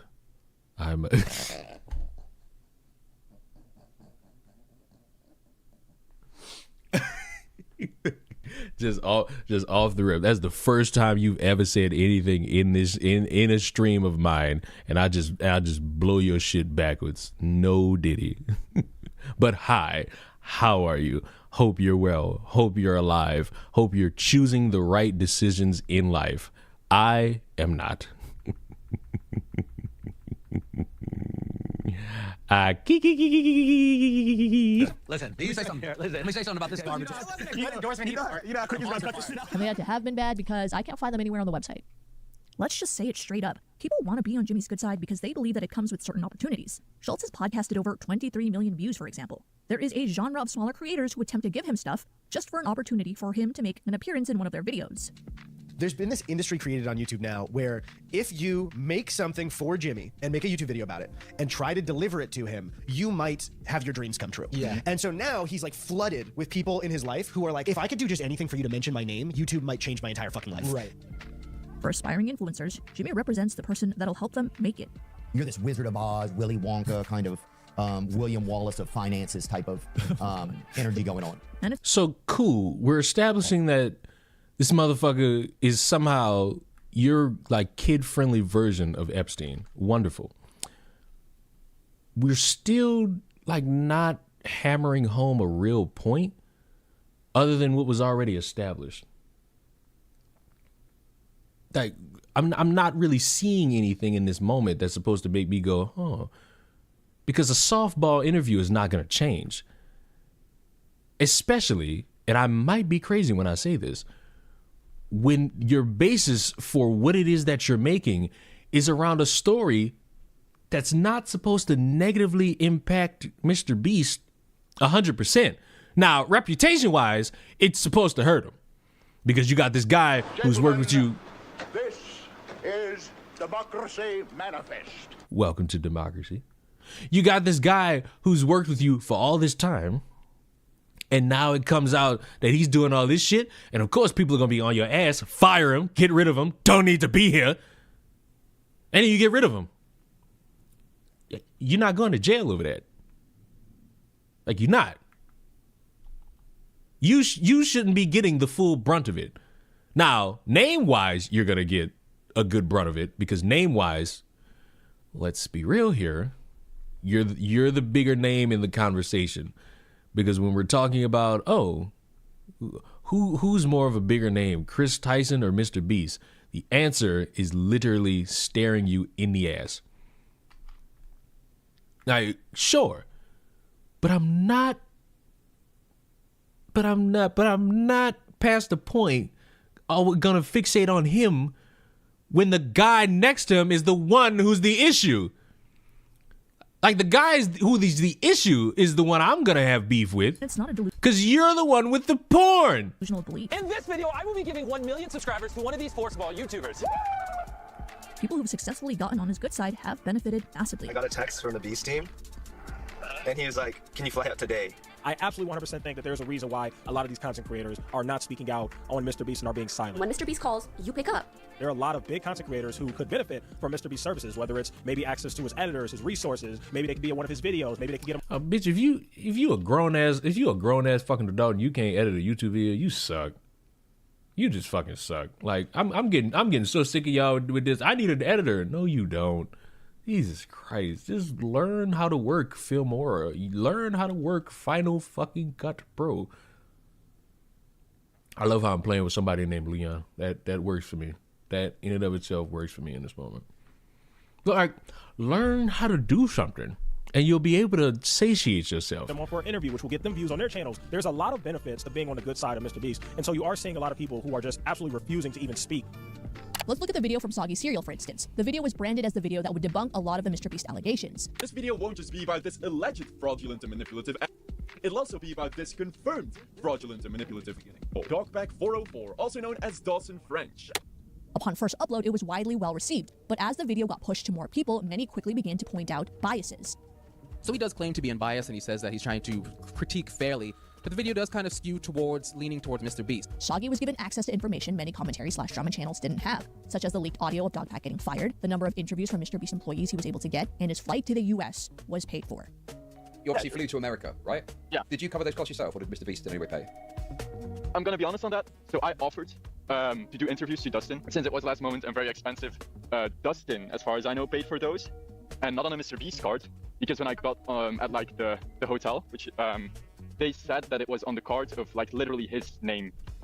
That is a massive bias and compromises your integrity by leaving that out of the video. And if you think you couldn't fit it in, it was a 1.5 hour video. Soggy is adamant that no one paid him, and when accused of being bribed, adamantly denies being paid money. Obviously, this is technically true, but not entirely truthful. He received an exclusive scoop, and as a result, his video did do millions of views. He wasn't paid money for doing this, but he certainly got money for doing this. For a channel this size, there's no doubt this was a huge opportunity, and the views are a testament to that. It's a little frustrating because I really liked Soggy's video. It was well thought out, highly produced, and you could tell he put effort into it. I also think Dogpack deserves so much criticism, and Soggy did a good job of pointing some of those things out. But because of this element here, it's really hard not to question how much he was influenced, even if subconsciously. So, you're mad somebody did it, but didn't do it the way you want, so now you're pissy about, like, what? I feel like we're jumping through hoops to try to get to a conclusion of, hey, this is the right way to go about this. And it's not like I disagree. I'm more so still mad that we're tying in like softball interviews to people blatantly lying and acting as if that's the reason that we got to that point. And it's just not true. That's not how you should correlate that. People openly lying to live out their dream of being big time YouTuber or to get millions of views on platform is instantly more of a fucking problem than a guy doing a softball interview. Because the softball interview, the easiest part to fucking talk about with that is how easy you made it for a motherfucker to skate away. But motherfuckers lying about shit, that's worse. And that's not a byproduct of a softball interview. That was coming regardless. Because, I was about to say Markiplier, MrBeast is a large name who a lot of people hate for no reason. Do I need to remind y'all that this is the same dude who got shit for helping people with their eyesight? What the fuck are we doing here? By the end of this video, Soggy Cereal will have done some of the stuff that he criticized Dogpack 404 for, the same things that he said made Dogpack 404 an incredible source. There are moments in this video where Soggy Cereal will try and convince you of something using the same methods that Dogpack 404 used in his original video. Another massively suspicious thing is that there is a video by a YouTuber called It's Blanco that is very similarly formatted to Soggy's video. So I did the next best thing by interviewing a bunch of the employees, ex-employees, ex-contestants, and some others. This drama channel also flew to MrBeast headquarters and got direct information from employees and former contestants. Both YouTubers have a similar break. Isn't this what people want them to do? Like if you're somebody pining for the truth, don't you want a motherfucker to be like, I'm going to fly to MrBeast fucking headquarters, daddy? I'm so sorry. I'm so sorry. I'm so sorry. I'm so sorry. I'm so sorry. Like I'm so sorry. That was a little too much, too big, too strong, too fast, too good style. I'm so sorry. Breakdown where they debunk points of scandal in the MrBeast saga, and both also make sure to say they're going to be critical of the Beast himself. You wildin', bruh? I mean, fuck. What you expect out of me? It's Thursday. And no one has noticed this except for the audience. It's Blanco also makes it clear that he wasn't paid to make this video. Now, I want to say that this is not in any way a PR stunt by the Beast team. I was not paid jack shit, so I have no incentive to say anything that I don't really want to say. Once again, I believe him. He didn't get money, but he did get an exclusive opportunity. Both parties, the commentary channel and the Beast team, did nothing wrong in itself with this exchange.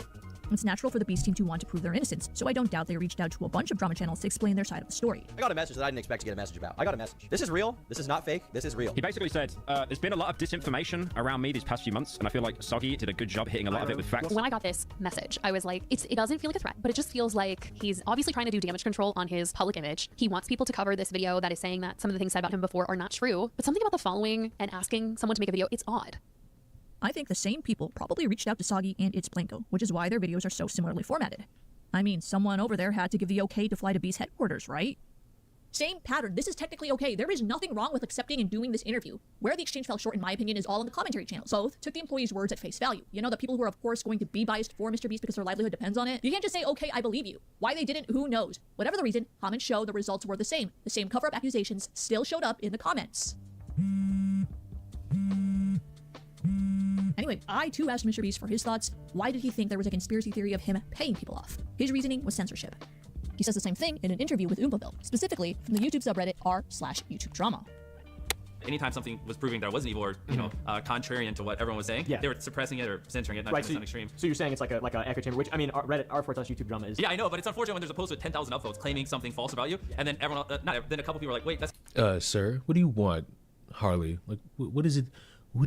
What do you desire? Not true, here's proof. And then they delete it every time. So then everyone's like, okay, well, then that must be true, because they're also deleting the comments on that post that prove it's not. You know, again, I'm not trying to sound extreme, but it's just like, oh, you're censoring information.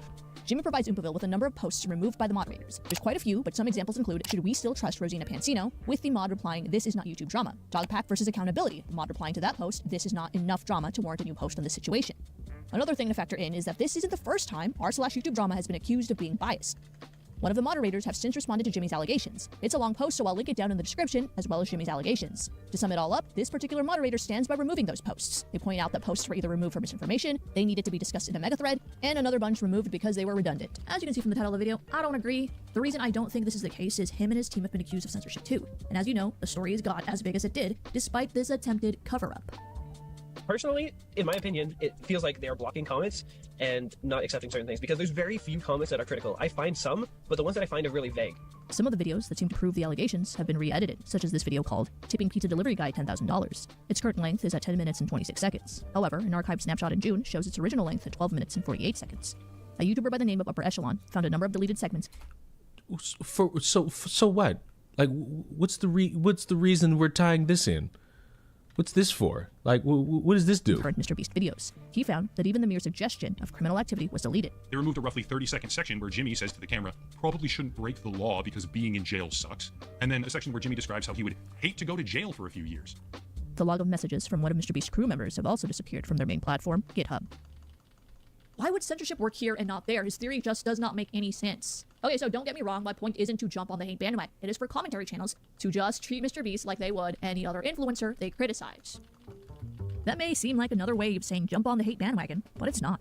Remember when Umar just accepted Jimmy's answer to the question of whether or not he knew of Chris's affinity towards Shadman's art? We used to have a bunch of anime posters and things like that on our wall in the house. And one day, Ava put up this poster that was like an animated character holding a fidget spinner and a gun. Admittedly, it's a weird image.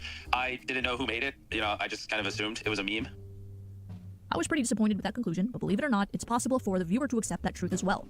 You were saying you didn't know. That's, yeah. The reason many people weren't satisfied is because the interview didn't show how Umar got to the point of accepting Jimmy's explanation. It was just, oh, you said you didn't know him? Okay, cool. Umar could have walked the viewer through the journey by pressing Jimmy with harder questions. For example, when Jimmy explained he thought the picture was just an anime thing, a natural follow-up could have addressed the chat logs. How the hell could Jimmy say he doesn't know about his best friend when he's posting this in the chat with him? Wait, weren't these the two people that fucked up the story and made it worse for whatever point they were trying to make? I'm struggling to understand this video's like premise. You want people to be harder on Diddy. You want people to be harder on MrBeast. You want people to actually ask hard-hitting questions. Yet you're basing it around a story that involves him, but he's not the face of the fucking issue. He really isn't. He's just the larger creator. And you're mad that people are tiptoeing around it. But you know what? Valid. But then you're backlogging it with people who got so much more shit wrong that's more disastrous. Like, what the fuck are we doing here? I have your work chat logs here, and Chris jokes around with some pretty dark stuff. Are you saying none of that ever gave you a clue about what he was into? I get that some of the stuff in the chat can look bad out of context, but it was never meant to be taken publicly or seriously. I don't know, okay? Something like that. I'm sure someone on the team can make it better. I don't work. That wouldn't make it work either. You'd still be mad. Why accept that? Wait. So the answer he gave, which was like, oh, he thought it was anime, accepting that is bad, but what you just said is somehow better? No. Working PR, but you get the point. This is how interviews should work. When an interviewer asks tough but fair questions, they appear thorough and credible while giving the interviewee a real chance to prove their innocence. And then they still say the same shit. And then what? Do I just believe it because instead of asking, oh, did you know about this? You instead ask, did you buy child porn? If the motherfucker say no, and I just believe him, then what? What then? That's like, I'm so glad she's gone. She can't grill me for this. That's like if Moral raped a boy. And I was given the exclusive interview to try to save this motherfucker's ass. But I have every fucking detail under the sun that details how this went on. And I asked the motherfucker, did you rape him? And she says no. And I just believe it. Clearly, right there, that's a softball. But instead of just asking that, I also ask, but you were pictured with this child on this day, the day that he got molested. Oh, I was just babysitting him. And then I dropped him off to his parents.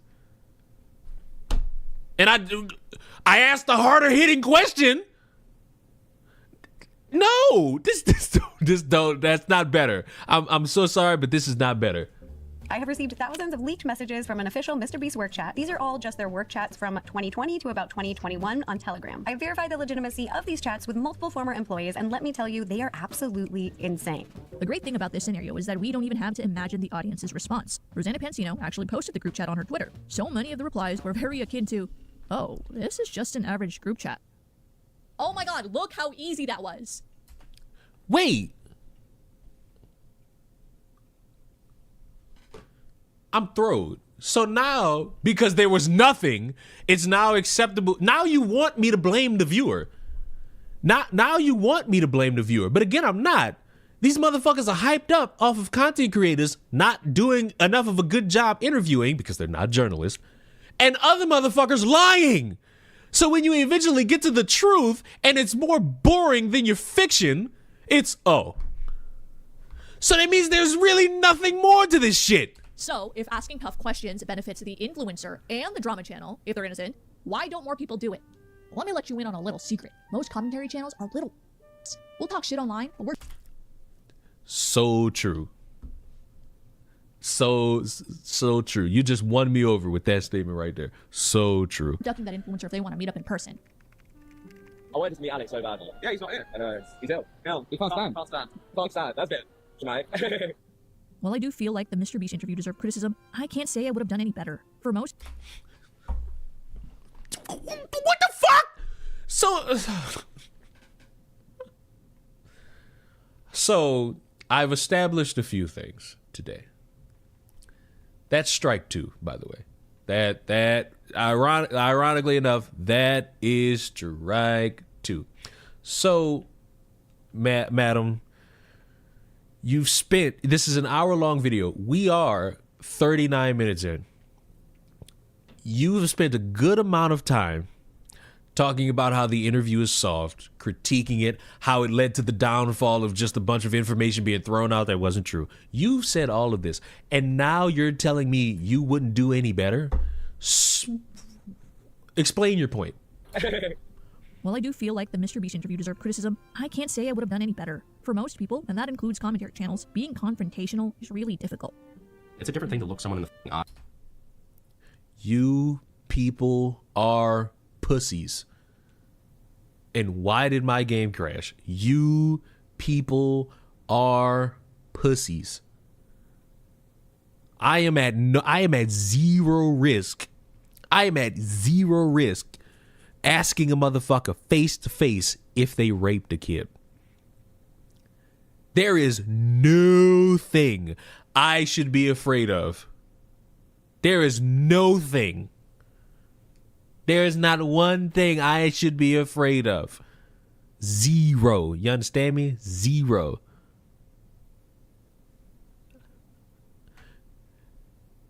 If I again, I'm using moral, number one. Only person I know that was in here for even a hot minute, and she's gone, so she's not watching this shit back. If she goes viral for killing somebody, raping somebody, you realize I'm FaceTiming this motherfucker, and I'm recording it, and I'm asking straight up. And I'm going to comb through all this shit, and this motherfucker duck me, or we in business. I'm on your ass like a white man that's in the scat. But if there's nothing, I'm still going to be a motherfucker to ask. Because I'm going to say this with so much clarity. None of you strike fear in my heart. You are all pussies. I have gone through way more shit in my personal life. So much shit has been said at me in my personal life that hurts more than any of you slow motherfuckers trying to hold conversation. Like, that's just a fact.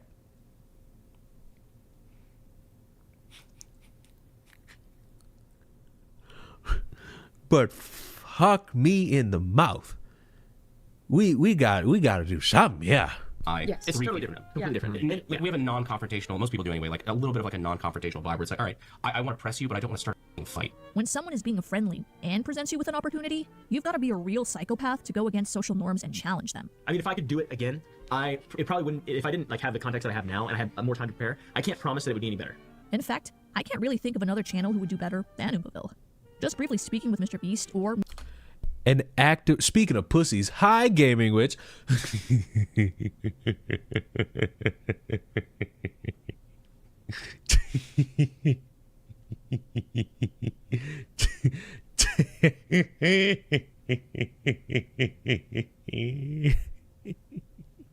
just threw that one in there. Bye. Just threw that one on there. Like grass. Threw that on there, and it cannot be beat in any stretch of the imagination. In any stretch of the imagination. But hi, Gaming Witch. How are you? Coffeezilla could have done better. I mean, I would only trust Coffeezilla if there was like some financial thing with it. Like if they was cooking the books on top of buying child porn. Yeah, send Coffeezilla. But other than that, get a journalist. Get like a real one. The fuck? You let a content creator fuck this up? Then no wonder nobody fucking listening to you motherfuckers. Unless it got something to do with a little juicy drama. Meeting him can change your whole perception. I opened up Instagram and sure enough, Jimmy gave me a follow. Bro sent me the link to a video, asked if I'd seen it, which I haven't, and then he asked me to cover it. I was like, bet, I'm gonna watch the video and see, and I'm gonna get my honest opinion on it. And wow, I'm actually surprised. I encourage you guys to go check this out for yourselves. It was a very good deep dive. Probably the best I've seen on the whole situation. This video does actually disprove a lot of the allegations that were sent against MrBeast. Even Ben Shapiro, the guy who is known for dissing everyone and everything, can't give an honest review of Beast Games, MrBeast's first reality show on Amazon Prime. Full disclosure, I know some of the people associated with making the show. For example, less than... Are we serious? We're turning to the guy who calls Hollywood woke and went to watch the Barbie movie. We give a fuck about his opinion?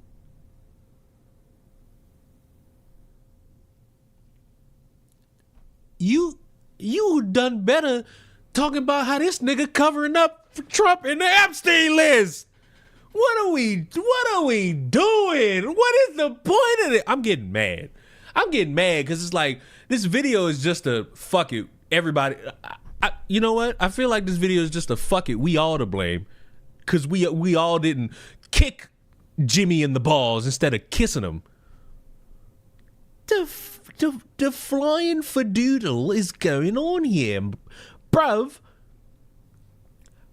Yo, you turned into Ben Shapiro for an honest review? Sickening. 5% of Ben Shapiro's review is his opinion about the show.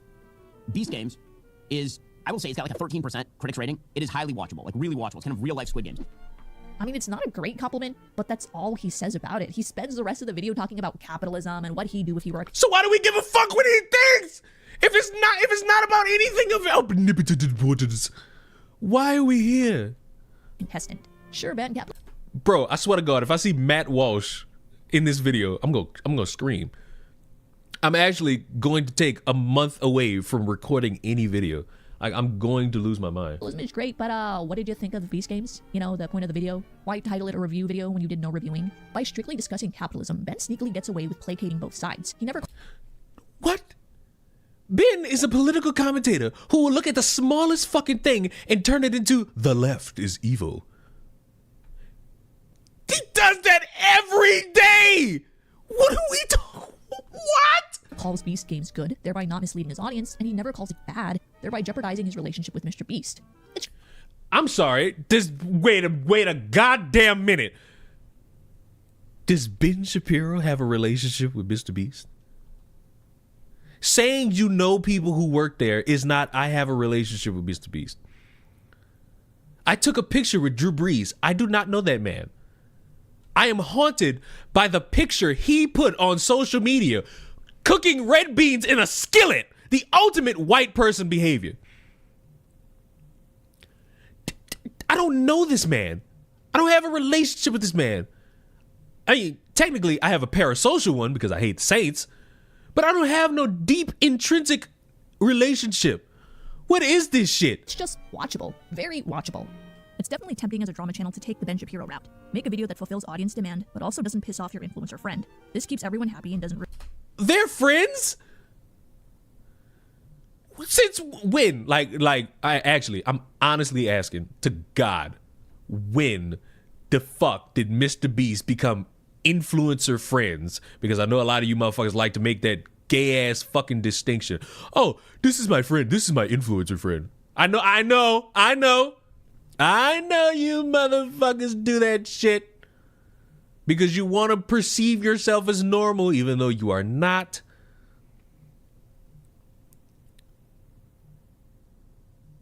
So when did any of these people become friends? I need to know. Ruin your career. Once again, I'm here to argue the opposite. That treating MrBeast like you would any other influencer is way better for your career. Scott Kramer, for example, did an exceptional job reviewing Beast games. I tell you this much. Dollars to fucking donuts. Let MrBeast, I don't know if he's done it, and I haven't watched Ben Shapiro to confirm, so. Let MrBeast do a fucking segment of time dedicated to the woke, the pride. Ben Shapiro and the entire Daily Show, what is it? The entire, whatever the fuck the name of his network is, conglomerate. All of them making videos about this shit. His video was about half an hour long, and it examined the entire series back to back. Not only did his video get 1 million views, but MrBeast asked if he wanted to help for season 2. You would think Scott's video was full of over-the-top admiration for Jimmy and his show, or maybe it was just neutral like Shapiro's video. You couldn't be more wrong. Scott was highly critical of the production. This was an... Wait, so what the fuck does the production have to do with anything else? And a motherfucker critiquing this shit, getting the opportunity to fucking work on, what are we tying this to? Incredible logistical feat to pull off, okay? Don't get me wrong on that. Having this many people do anything that's even remotely organized is impressive. But I just know that the goal was always to get on some Wikipedia list of the most expensive game show ever made, or the biggest cash prize ever given out, the most money given out in TV history. I want to break the world record for most views in 24 hours on Amazon Prime Video. So no, it isn't a psychotic, unhinged, dystopian hellscape. It's something so much worse than that. It's forgettable. Despite this, Scott isn't a hater either. He doesn't call the show a dystopian hellscape, or talks about past allegations. It separates him from the anti-fans who just want to hate on Jimmy no matter what. His video was just his honest thoughts.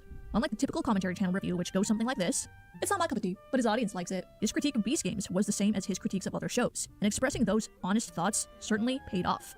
And it pays off for MrBeast as well. For someone who has received the title of one... Right, because, you know, when you get criticized for something, and then you kind of look back at your own product and be like, oh yeah, that was kind of pretty bad. Yeah, you improve it. What are we talking about? Wanting to be the best YouTuber. Having criticism like Scott's is invaluable, so you're able to learn from those criticisms and improve. Jimmy knows this. If someone is like, hey, here's some ways I think you can improve, or some way you could have, helped people in this situation better, blah, blah, that's like an objective comment, which of the bucket of hate comments is going to be a very small percentage, and those are the ones you look at, and you're like, is there truth to this? Yes, okay, consider it. If not, throw it out, and then you just move on. In conclusion, harsh criticism that's valid. Valid is an important keyword here. You can't just go around calling people dumb. Harsh criticism is good for everyone. It makes commentary channels look good because it makes it look like they're demanding answers for their audience, and it makes the influencer look good. But none of this video is that though. It's just neener.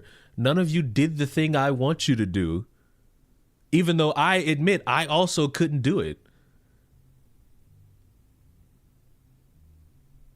Like, you didn't set out to do what you wanted here. Because it gives them a chance to clear their name. A commentary channel throwing softball questions just looks like a puff piece, and it makes it look like they're covering up for that influencer. If you're not innocent though, there is a channel lying doesn't help either. Like, what the hell? Massive downside to harsh criticism. CoffeeZilla's video, for instance, alleges MrBeast has profited up to $23 million through insider trading and unethical crypto investments by using his influence. His video claims that he gained early access and publicly promoted tokens while selling them for profit. The Beast team counters that funds were handled by a third party and Jimmy had nothing to do with it. But Coffee found substantial evidence that casts doubt on their claims. To this day, that argument remains untouched. No real clarification from the Beast team, other than the ending of the Ubabille interview, which has had heavy pushback. And guess what? Most people like CoffeeZilla's video. And if you think it was well received because he jumped on the hate bandwagon and accused MrBeast of being a scammer, you're wrong. He literally opens the video like this. Instead, I think the answer will depend on you. If you love MrBeast, there will be an explanation at every turn and a scapegoat. But if you hate MrBeast, what I'm about to show you will seem unethical and like a clear abuse of fame for money. So already, this story is difficult. In my opinion, the reason this was well received is because Coffee approached the MrBeast video like he did the other videos he's made on other public figures. His branding is consistent. It's that simple. And there's definitely evidence of this inconsistency happening in real life. MrBeast himself, that there is a commentary channel that has a very different opinion in real life, but on camera, he or she delivers a different opinion.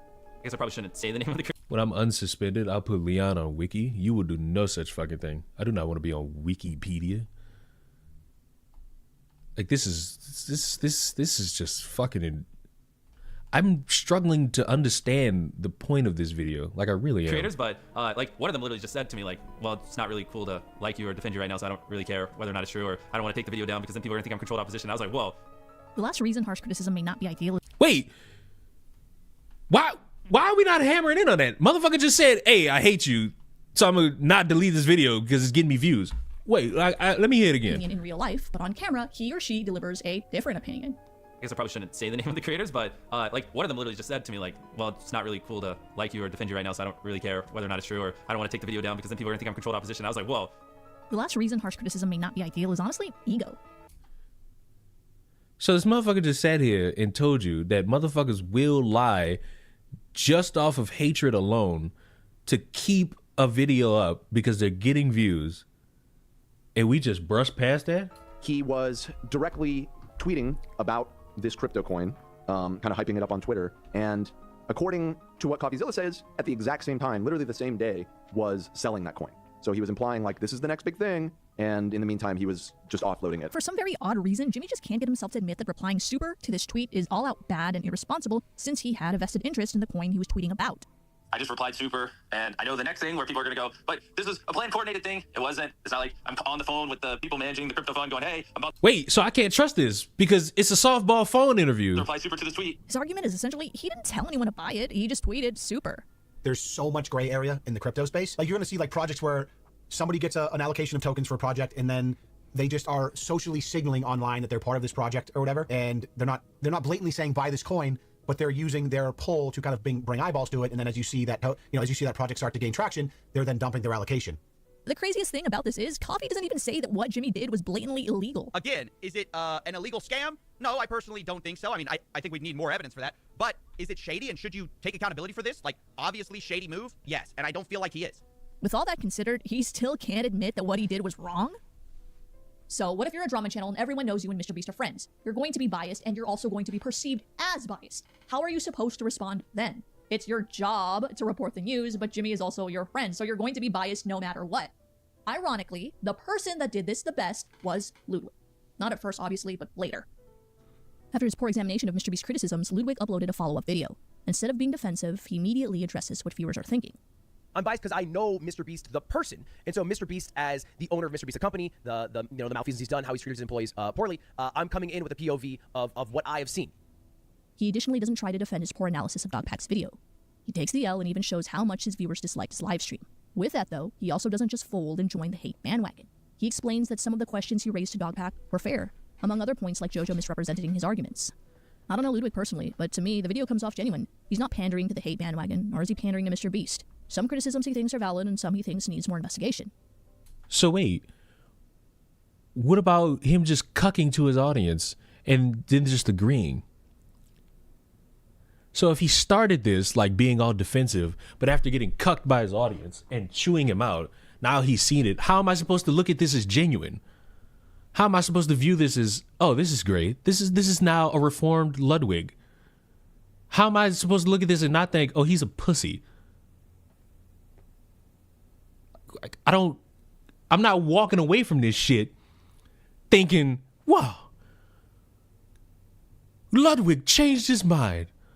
You made this point earlier. How motherfuckers will just change their mind on shit. Literally, motherfucker, MrBeast said, hey, a motherfucker, it's not cool to like you right now. I'm not deleting the video. The fuck is that, Strut? What are you talking about? This is gangster. Additionally, unlike other drama channels who typically open their videos with the line, I'm going to try to be as unbiased as possible, Ludwig acknowledges that it is impossible to be unbiased in this situation. I know MrBeast, the person. And with my experiences with him, I came to the conclusion that I thought he was a good person. I thought he was doing right by people. I never worked at MrBeast Incorporated. I just know as like talent on shoots how he operates. And Dogpack came with the POV of, well, look, dude, you don't know MrBeast, the company, right? Or MrBeast, like the CEO or whatever the title he has at his company. By doing this, he effectively tells his viewers he's not going to stay silent, but they have to keep in mind his judgments will And he proceeded to stay silent on not just this, but many other things. be clouded by the fact that he has a personal relationship with Jimmy. There's no way that somebody can prove, including me or any of the chatters, that Ludwig is or isn't changing his feedback to MrBeast based off of potential business relationships or prior, relationships. There's nothing that Ludwig cannot say anything that will prove to people that, oh, never mind, I'm not like this, right? There's nothing that he can say. So it's like, if you acknowledge that nothing will change your opinion, then the opinion really, why even try? The ongoing scrutiny has forever shifted the way Jimmy is viewed by the public. Back around 2020, any pushback would be met by the angry mob of the Beast fandom. Jimmy's one of the few people to sit at the top that everyone just seems to like. I mean, if you ever made the mistake of going onto Twitter, you would certainly find no shortage of threads criticizing him, but almost every single one ends up being ratioed by someone expressing support. Last month, MrBeast, in another dick move, funded the construction of 100 wells across 5 countries in Africa to provide clean drinking water to 500,000 people. Good thing, right? No. So much, the wrath of mainstream news was no match for their intensity. Even when a few people questioned his philanthropic work, he is literally the Antichrist. It barely made a dent in how. Yes, because you motherfuckers looked at him doing charity work and said, what a devil. What a fucking evil fuck. How dare you help children? Fuck them. Leave them to die. I dig this shit. How his core audience viewed him. Here, I got 2 words you should say to MrBeast. Thank you. Today, things have changed. Any rumor that can get a footing. No, it hasn't.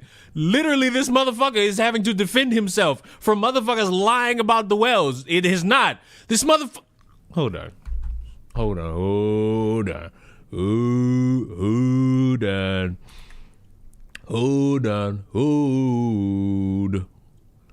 Everyone hold. Are you holding? Good. Good. Just keep holding it. Keep holding it. This is from 3 days ago. MrBeast is genuinely one of those evil people alive today. Raises $12 million to get hundreds of thousands of people clean water, saving people from dying. They're still doing this. It's not changed. It's worse. It's worse. Where's the other one? There was another one. I'm gonna be honest with you.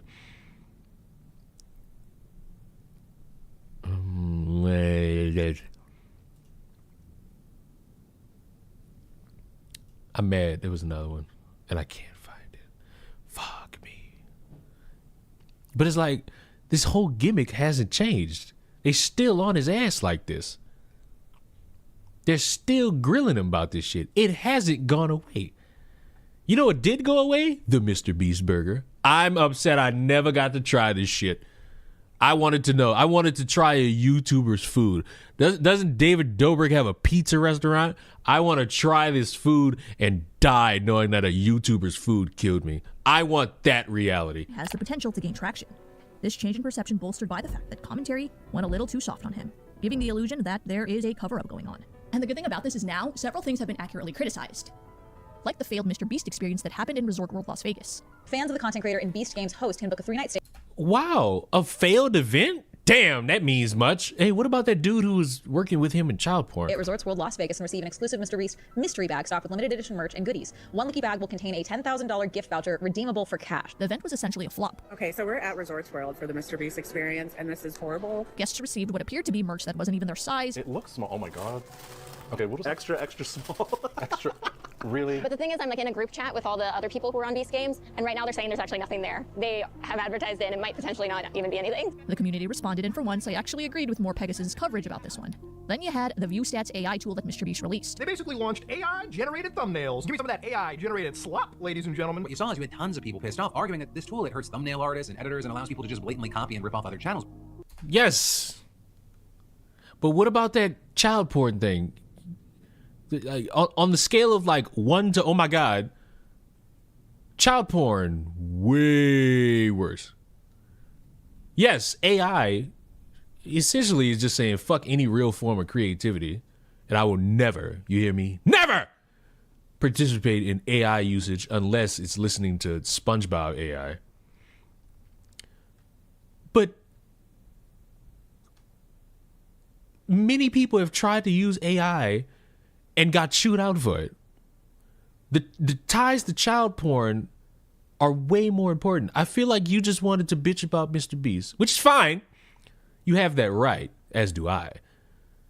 But how did we go from softball interview around your former friend coworker being associated with child porn to I'm so glad everyone's calling out MrBeast for a shitty event and shitty tactics towards artists, which is AI.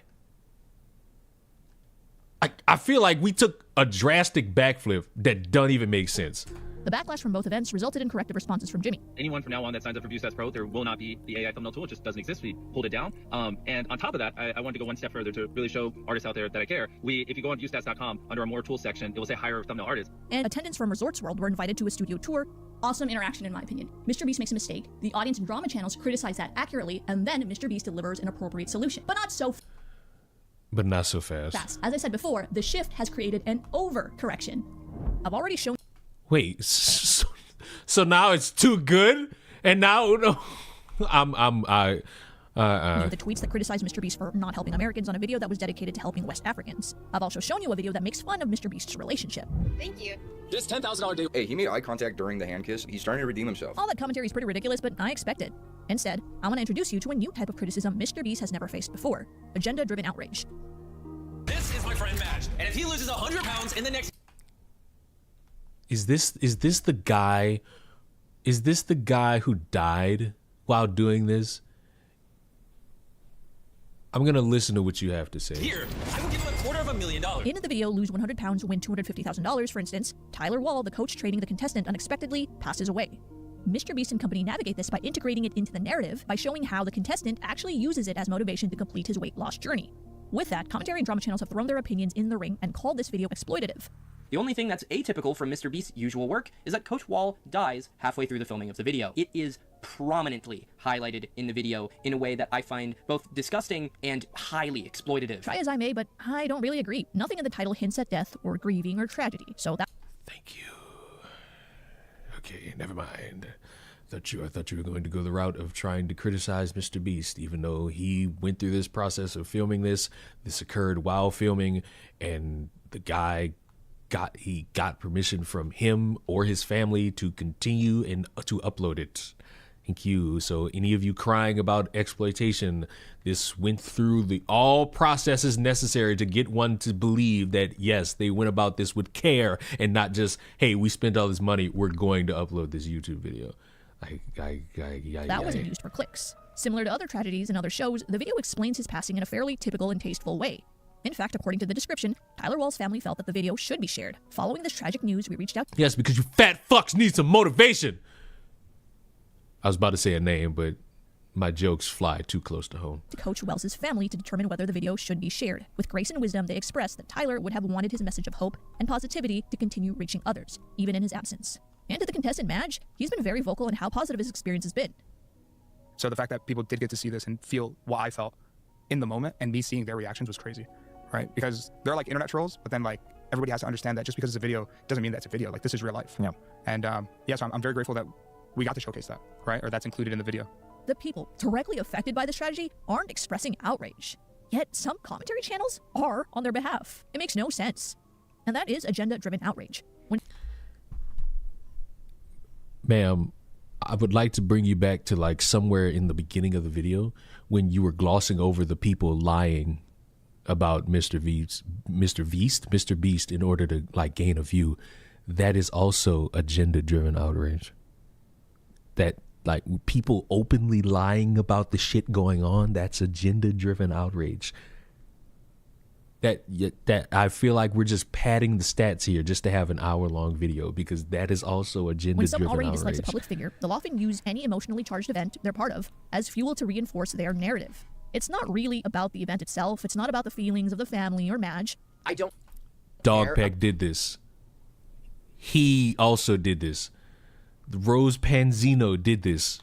Why are we conflating the... But the fact that, yes, there was a tribute in the video, or yes, they got permission to include this. The video should have been scrapped. It's about fighting a thing that justifies the grudge they really already hold on to. In other words, the moral concern is secondary to the opportunity to criticize. I would even go as far as saying they did exactly what they claimed MrBeast did. Exploited a tragedy for views. Because did the family want this? No. And this is one thing I've noticed about MrBeast is a lot of people can come out about him and basically say anything they want, and people will just kind of run with that. Some of it in the past definitely has stuck to the point that he has actually had to come out and address things. But then there are situations like this where there isn't really too much proof shown apart from like a singular transaction and just a story time with no screenshots, and people will still run with that as well. Even though I do not think viewers will ever view him the way they did back in 2020, I do think there is a path for redemption. Well, because a lot of the big He ain't raped nobody. What's the redemption? What's the redemption? I'm so throwed. I promise y'all I'm so throwed off. I am throwed off by this. Because I'm sitting here, I'm trying to like recognize what's been done by MrBeast is like a thing that would mean he needs a path to redemption. And I'm struggling because it was Chris Tyson. It was that one. That's the one who we gotta say that shit to about a potential path to redemption, which there is none. Just in case you are unaware, there is none. Fuck him. Fuck him. Fuck him. But like, being friends with the motherfucker, and you find out that this motherfucker's doing this, and it's gaining traction to where it's ruining your reputation and your business. Cut bait. And he cut bait. A shitty event. He made up for it. Him being the Antichrist, good job. He's doing what a lot of Americans bitch about how they want other people to do. He's doing it. What the this video is making me like MrBeast and making me hate everyone else, and I don't like that. I don't like it. Allegations are against people who've worked with him and not Jimmy himself.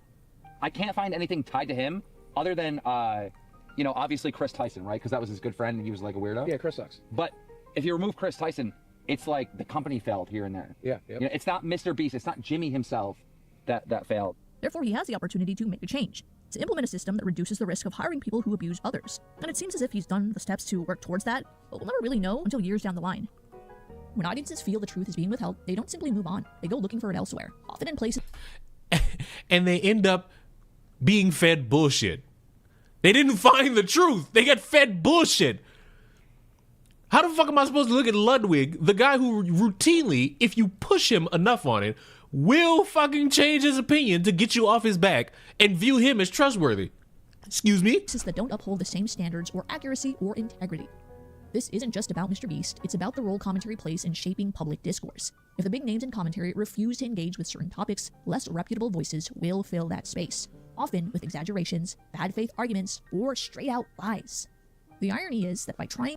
That is not the fault of a commentary YouTuber. Sorry, but I'm not pinning motherfuckers hungry for views and they're willing to lie about it on Moist Critical. Sorry. Can't do it. Sorry. Can't do it. Won't do it. Won't be done. Can't be done. That's the disgusting habit of online as it is.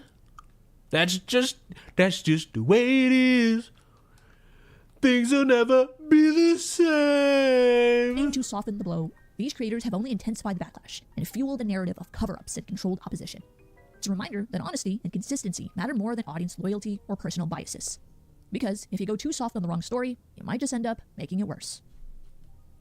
Alright guys, you know why else I think that this cover-up is more organic than something that is planned out and schemed? Is because Ludwig and Moist Critical plan to stop doing drama content at the same time. Come on, if you were gonna plan a cover-up, you could at least face that plan. And they both still talk about it. Yeah, they're pussies for that. Still not gonna blame them for other motherfuckers blatantly lying. Because the internet has bred that mindset for years. Now, anyway, I think that explains why there are a lot of cover-up accusations going around. If you think something different, leave it down in the comments below. That's the end of the video. I will see you guys next time. Stay psyched. I'm not psyched. You hurt me. This hurt. This hurt. This is not good. I didn't like it. I didn't like it. Like, I thought we were going in one direction, but we get lost. I got so fucking lost. I got so fucking lost. I was confused. I leave myself open to being absolutely, utterly confused. But you know what? You know it's the greatest case of confusion? You know what we need in this moment of being confused? A little bit of racism. What the fuck happened to the Cracker Barrel? Where is it? Where's the logo? I don't like this. I don't like this one bit. No, no, no, no, no, no, no. And listen, you might have seen it. You might have seen all this hullabaloo. I don't know what's the gimmick with the AI fat woman, but I don't like this one bit, and I'm going to tell you why. As an Afro-American male in the year 2025, I don't want the last bit of racism that I hold dear to go away. And Cracker Barrel was it. There was a lot of racial tension in Cracker Barrel to where if a white guy goes in and I go in, we stare at each other, we eye each other, we side-eye each other. But then the food come in and we just completely forget why we was even there to begin with, and we just get it on. You're taking away the beauty of bringing people together. Instead, you are dividing us more and more, you sick, twisted, evil woman. Because I bet you anything. I kept seeing like, oh, Cracker Barrel has gone woke, and all I ever saw was like the logo change. I bet you it's a white woman with blonde hair. I bet you. I knew it! Look at this! Look at you! You are taking away what I hold dear, and I don't like it. Bussies is up next. Bussies is next. You think it's bad now? Wait, just you wait. Wait till Bussies gets in on it. Bussies, oh, my bad. None of you are funny. Bucky's. Well, just wait. Bucky's is next. Let me see what you guys say. Honestly, the feedback's been overwhelmingly positive that... You liar!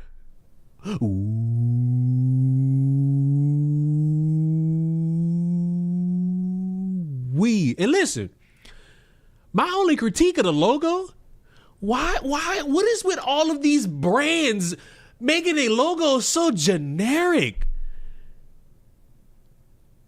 This shit's so generic. Where's the creativity?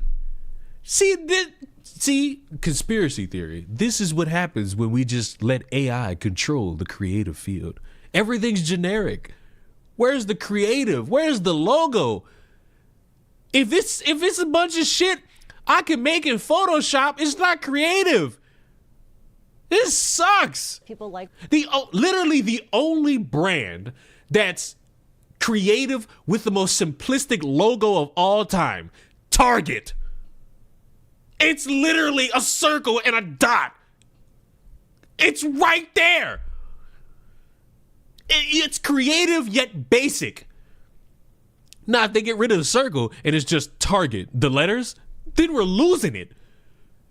But that's the only one. Everything else sucks. Like what we're doing. I'll give you another soundbite. I actually happened to be in Orlando last week with all of our managers. We bring them together and every other year. And the number one question that I got asked, Michael, was, how can I get a remodel? When can I get a remodel? How do I get on the list? Oh, really? So because the feedback and the buzz is so good, not only from our customers, but from our team members. They want to work in a wonderful restaurant. So we're doing everything for our guests and our team members. What guest? I am not appeased. I am not amused. I want my racist feeling back in my place of business. If I can't have a little racism, what can I have in this?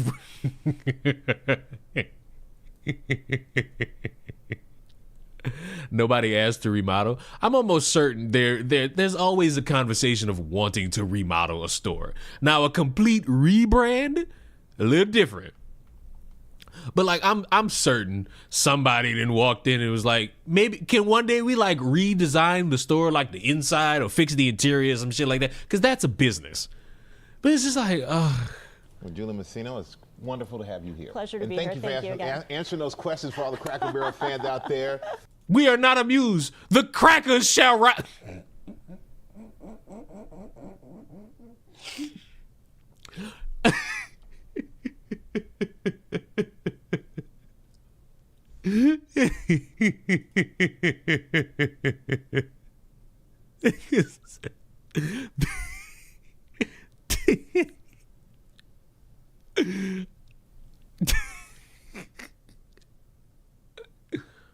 Approaching dangerous. Hey, me and my crackers will fight.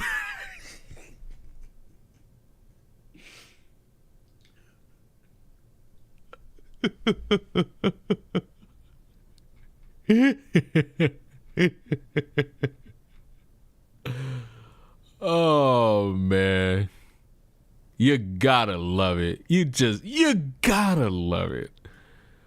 Oh, I have not watched all of the Marvel movies, and I don't care. I know that has nothing to do with anything. It's like, I don't know. No. No. But we're coming around the end of the month. So that means we got to do our monthly check-in. And wouldn't you know it, we got one, boys. 2 days ago, Carmelo Anthony's scam busted. FBI raid his parents. Could face brutal new charge. Because in the first degree is not brutal enough, apparently. So, let's watch. And allegedly decided to resign. Why did we skip to the beginning? Why did we skip to the beginning? Okay. I honestly forgot about this. You know why you forgot about it? It's because there is really no substantial information that is going to be worth a damn to any of us until next year, because that's when he's going back in court. I don't care about the journalist and Charleston White suing each other. I don't care. I don't care. Marvel movies have been going downhill. That's up to one's own interpretation and their own perspective about what they enjoy. I more so meant like the ones that were being made when I was growing up. Like I literally just skipped to the end and went straight for Infinity War and Endgame. And outside of the like Spider-Man movies and like the Deadpool movie, I haven't really seen too much. Widow, hi. Hi, Widow. How are you, Widow?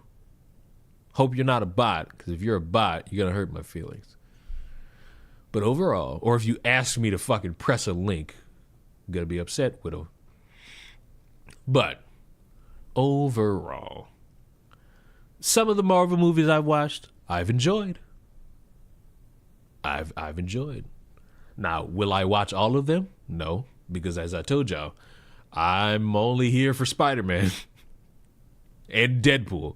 And maybe I'll watch this Avengers movie that's coming out, next year? Year after that? But other than that, I'm not watching Ant-Man. I'm not watching Quantum, whatever the fuck. None of that. Just because I'm not interested. Oh, and I also watched the Black Panther movies. Those were good. Those were pretty good. Well, I let the pot simmer for a couple of weeks. on the Carmelo Anthony case, and a whole bunch has happened, including some wild stories about the FBI raiding his parents' house. You know, my personal issue with videos is that, did I watch any of the Guardian movies? No.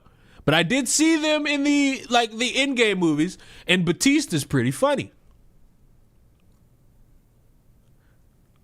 But back to this. You notice, I would not waste your time. Like, whenever I make a video, it's on some shit that I actually want to make a video about, and that there's something there. I'm not gonna waste your time with, oh, maybe not, or a story that's not even true. Because I already told y'all, there's going to be fake shit from both sides to either derail or defend him. It's just a fact. And if this video is, hey, there's these stories going around and I have nothing to talk about today, so I'll just make a video about this, it's wasting time. And his parents' mansion being raided, and then all sorts of other weird titles like FBI's find out Carmelo Anthony's parents, secret buyers of $30 million mansion, all sorts of other crazy stuff is getting out there. I'm going to sort through what's true, what isn't. Also, literally moments ago, a huge update in the lawsuit against Carmelo Anthony's support network, which would be Charleston White, Carmelo Anthony's dad, and there's not, you know what? Strike three. Ladies and gentlemen, we did it. Is there anything else? Is there anything else out in the world? Why I gave up arguing with the religious right. Hello. Hello, what's this? In 2021, I made this long response video. This Christian apologist named Sean McDowell went to a Christian high school in Florida and pretended to be an atheist. I will not let him cook. You got me fucked up. Strike three already? Buddy, it's been 2 hours. You missed strike 1 and 2. But something might have saved us today. Something might have saved us. Long story short, after I started to read people at different worldviews. I don't give a fuck about Destiny. Fuck Hassan. Fuck Destiny. Fuck Vosh. Fuck every commentary YouTuber that's playing a side on this shit.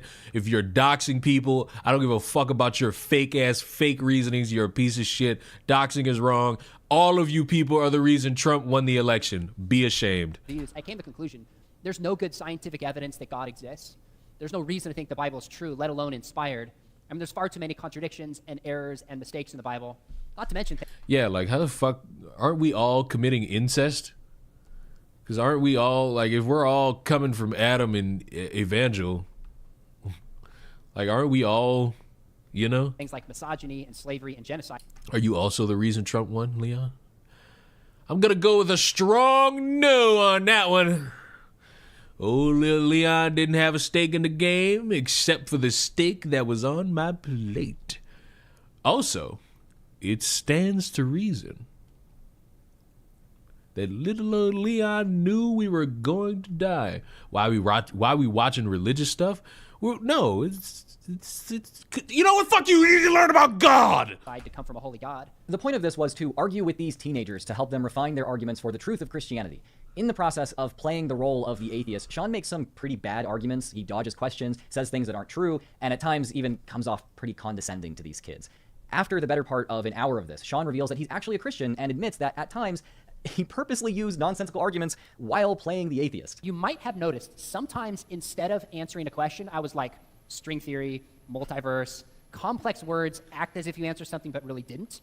I played that card a few times. I thought this was pretty shitty behavior. I grew up in an evangelical Christian home in the South where I was taught apologetics, sometimes from the work of Josh McDowell, Sean's famous and somewhat wealthy Christian apologist father. When I left Christianity, I immediately faced abuse from my family. The second I said, I'm an atheist, a switch flipped in their minds. My speech was now always an attack on them. My opinions were info hazards from which they required protection. My behavior, no matter what I did, confirmed some preconceived narrative about non-believers. Oh, you're not doing well? Well, that's the removal of God's favor. Oh, you're doing very well? Holy, wait a minute. Kind of agree with this. Wait a minute. Whoa, wait a minute. Hold up now. It's not too often we get Leon agreeing. Wait a minute. Because I do believe you religious motherfuckers, y'all be bombastic with y'all reasonings for shit going wrong. It's like a zodiac sign. Well, that's your reward from Satan, the prince of this world. You did a good deed? See, that's because you secretly believe in God. You did some... See, right there. I just want to do a nice thing. I did something nice. I wanted to, and I ain't saying who. It's none of the people you are aware of. So good luck. Just say the usual suspects' names, and I'll just tell you that you're wrong. I did a nice thing to further the development of someone I care about. I did not do that from the grace of God. I did that because I want to see them succeed.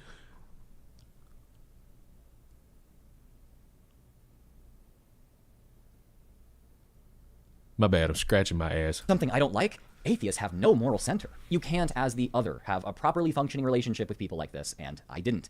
But I understood perfectly why they thought and acted this way. They had been trained to dehumanize their outgroup, including atheists, since childhood, just like I had. So I saw this exercise in this Christian high school as a continuation of that training, and I objected to it not because atheist Sean made bad arguments that I wanted to correct, but to point out that his impersonation of an atheist is exactly the kind of training that leads Christians to treat atheists badly. If Sean makes a mistake, it's not Sean who reaps the consequences. It's the atheists which these students encounter in the future.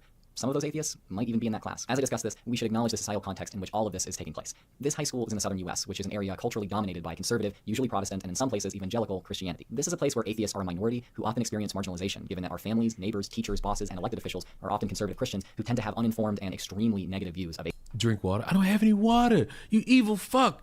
You making me get up. You making me get up and go get water, you stupid bitch. Fuck.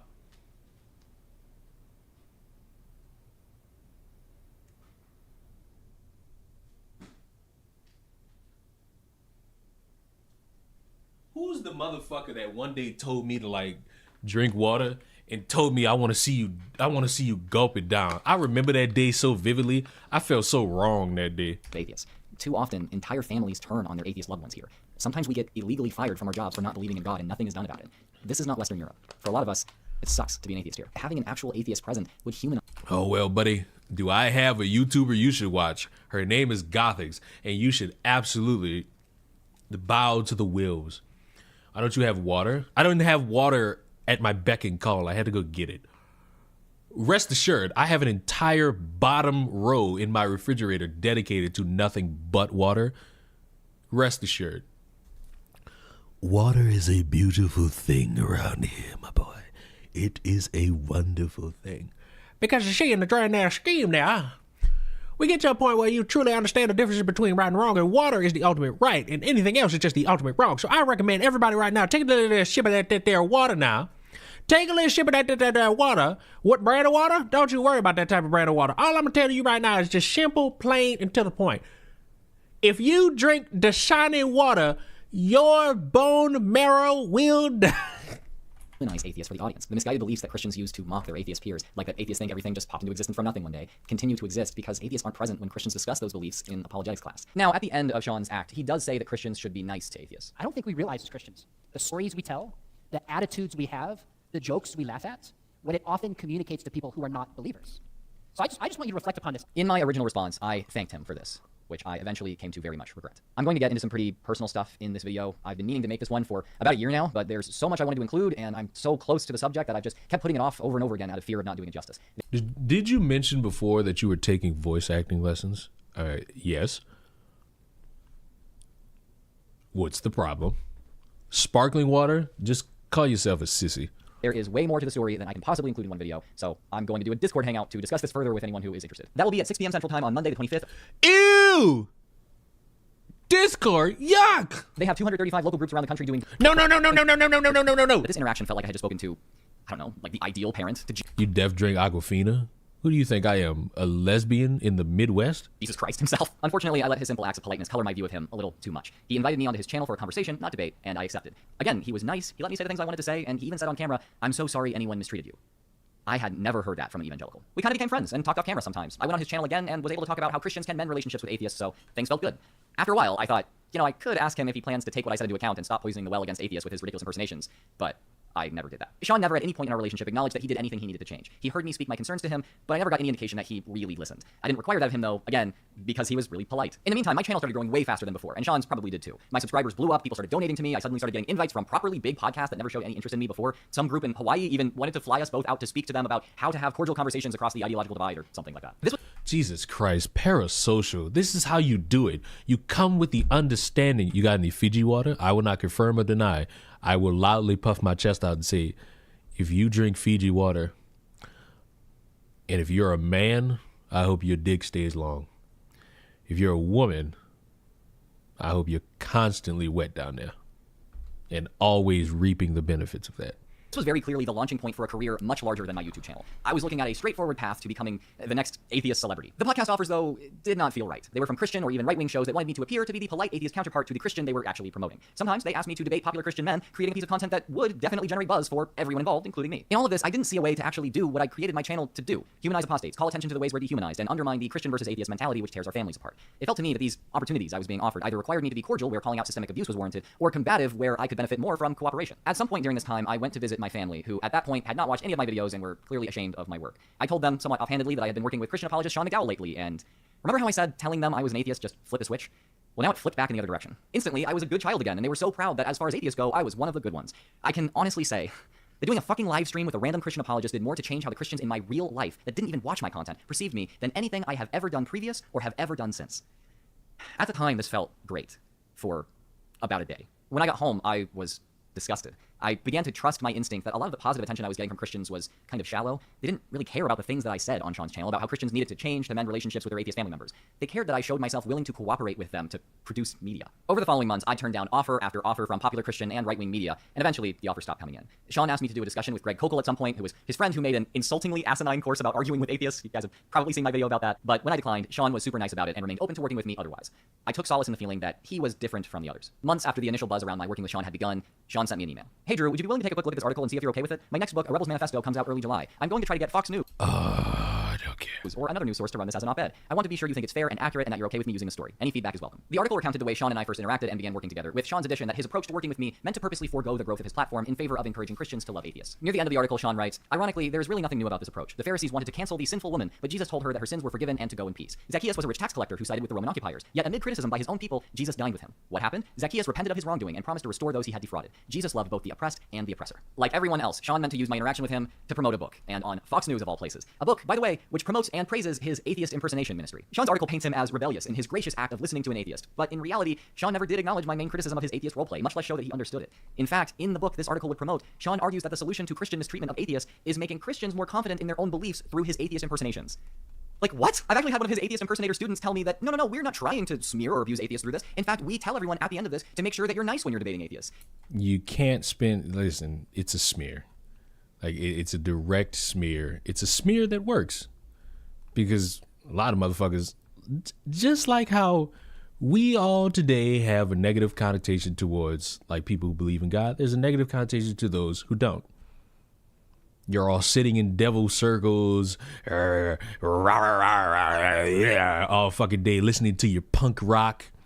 And, you know, the evangelical Christians are raping little Timmy. And it's like, I have responded saying, it doesn't matter how many times you just tell people, be nice, if you constantly frame atheists as things to be opposed rather than complex beings that, you can just talk to. On that note, Sean compares his listening to me to Jesus forgiving an adulterous woman or a tax collector who defrauded the oppressed. None of you people are Jesus. Sorry, you're followers. You're not the main man himself. I don't think that's a good comparison personally because I didn't do anything wrong and Sean had nothing to forgive me for. Sean deliberately and, remember, admittedly made bad and dishonest arguments while pretending to be an atheist, possibly hundreds of times, and I said he shouldn't do that anymore. Framing me as the one to be forgiven of wrongdoing completely reverses our roles in the situation and is either profoundly dishonest or profoundly out of touch with reality. On top of all of that, Sean's platform did benefit from having me on his channel. I remember us talking about how our work together got more views than his usual content, and that's obviously apparent because it's still one of his most viewed streams ever. Acting as if this move ran counter to monetary incentives is just ridiculous. I responded to Sean's email saying, I'm very uncomfortable with this article and would not like our interaction to be used in this way. Sean did not publish it, and I have not worked with him since. Whether Sean saw it this way or not, I was a prop used to make him look compassionate and open-minded in public, while in private, he continued to cultivate an adversarial and closed-minded perspective in even. Welcome to the internet. Welcome to the internet. Welcome to the place where you think you'll meet individuals that will probably sound like they actually want to hear differing opinions, but no, you are the litmus test. You are the guinea pig. You are the hypothesis to understanding that, hey, these are people that exist out there, and here's how we could speak to them cordially, and then when they leave, here's how we destroy them. It's very gay, parasocial. It's why I don't do debates. That's why I don't speak to people about these things. I don't really want to get gangbanged. Who does? It's so impractical. Hey, we got a $23 Sky Pack. Come holler. Do I watch horror? First of all, thank you for the bits. Do I watch horror movies? I'm not going to say I do, as in like I'm binging them, but I have. The Halloween movies are my favorite. I'm going to tell you why, and you're not going to like the reason. You're not going to like the reason. One of the latest ones, I think it came out 2022.